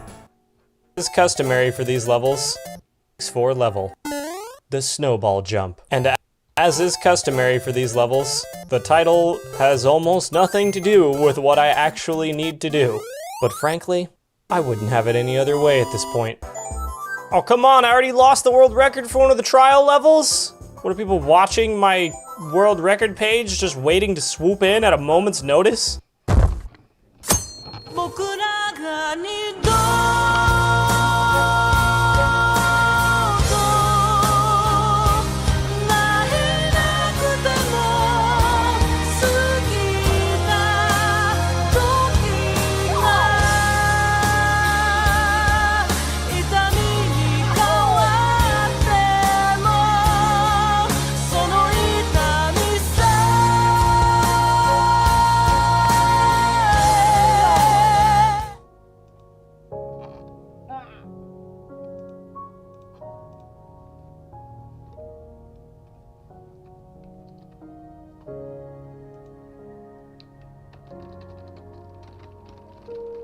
I'm at 4802. This could be the video, theoretically, where I reach S+. Or I could need a lot of therapy after this. I too would describe current events as a sea of twisters. Yep, see, look at that. No one else is gonna stop for power-ups, so I can't be the first one to do it. Oh god, oh no, oh no, oh no, oh no, oh no, oh no, fish. This level do be bringing out my anxieties, though. We got fish, underwater shenanigans, and tornadoes. I'm at 4802. Not a combination that's good for my heart. This a flying could mad be the lad video. under the water, huh? Can't say I've ever seen that one before. Hello, Mario. Welcome to the Flag Club. I too would Population, describe you current and events me. as a This is sea going of to be a twisters. very, very Yeah, see, look at that. difficult No one level else is- to complete in multiplayer. All right, Mario's got me, which means I have to do him the trust. I regret the trust. Now I'm doing you the trust in return. I'm sorry I failed you. I've got you, brother.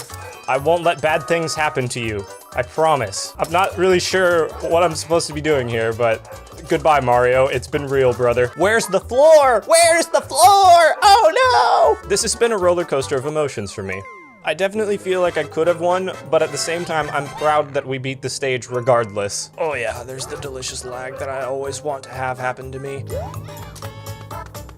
You have to be joking me! Where did that hammer even come from? Man, perhaps if a hammer that materialized out of thin air hadn't have hit me in the head, maybe I could be in the lead still. Just a little tidbit for you guys to think about. Kill him. Kill them all. Have to battle multiple Koopalings at once? That is unfair, sir. Though on the bright side, at least I'm the nut boy. Give me that frickin' dinosaur so you can't slurp me up anymore. I went for a tactical retreat to get me a dinosaur, because I'm not gonna get slurped up anymore. If anyone's slurping, it's gonna be me. I figured that there would be more to the level, though, so my plan kind of falls apart when a level called Koopaling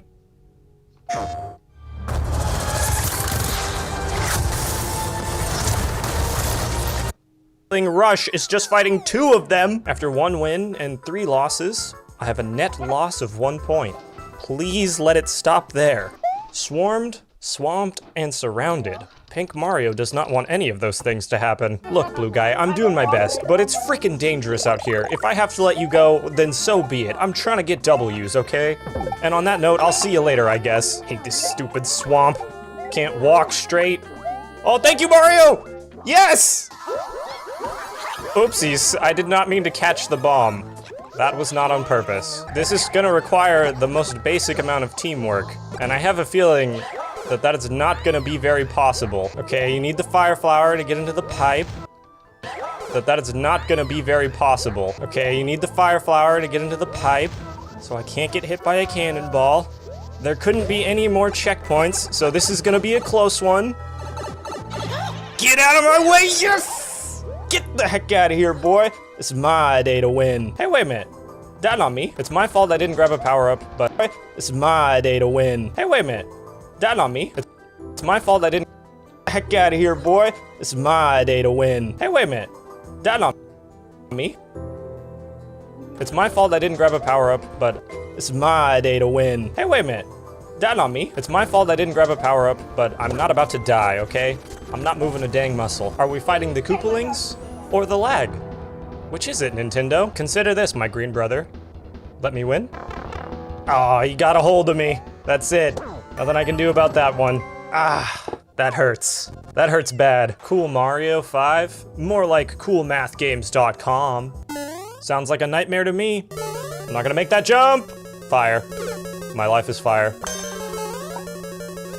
I'm sorry that this keeps happening to you. I really didn't mean for it to be this way. So many fish!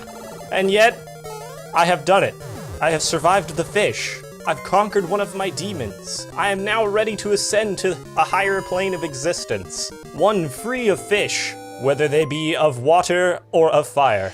Oh no, not a castle centered around Goombas. I wasn't ready to face that nightmare. They want to go that way, but I'm trying to get the heck out of here. 2 Goombas spotted, 3 Goombas spotted. The number of Goombas is growing. Oh, frig. Aw, dang it, it was all for a key that's just gonna get stolen from me. Well, I might as well let them come up here and figure that out. Survived the Dang, it feels good to be a blue gangster. I'm holding right. The game is lagging, but I'm holding right anyway. Not interested in this puzzle, it's clearly just for a key, and I won't be a part of the laggy mad dash for it. I care not for the Goombas! I will power through my demons to get any victory possible. That's 2 things conquered today. Fish and Goombas. I'm on a roll. The 10 trials? Trials 1 through 3? Why is it not just all of them? Trial 1, baby. Let's get it. Figure that out. Survived the Dang, if that was a tough trial. Trial 2, man. I hope I can do this one. Oh, that was a tough trial. Trial 3. These just keep getting more brutal. What could this one be? God, I didn't think I was gonna be able to make that one. Don't just die! Thank you for something about the trials. I can't even believe that was a level. I feel like I'm playing endless easy right now. Oh my god. If only I could see.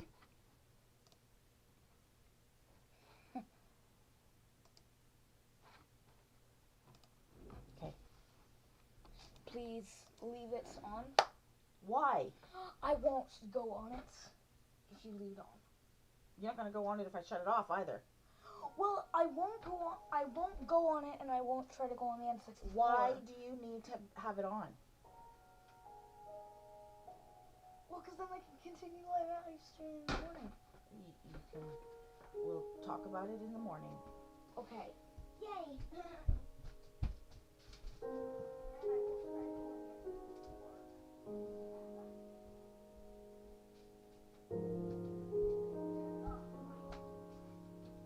Don't you threaten me.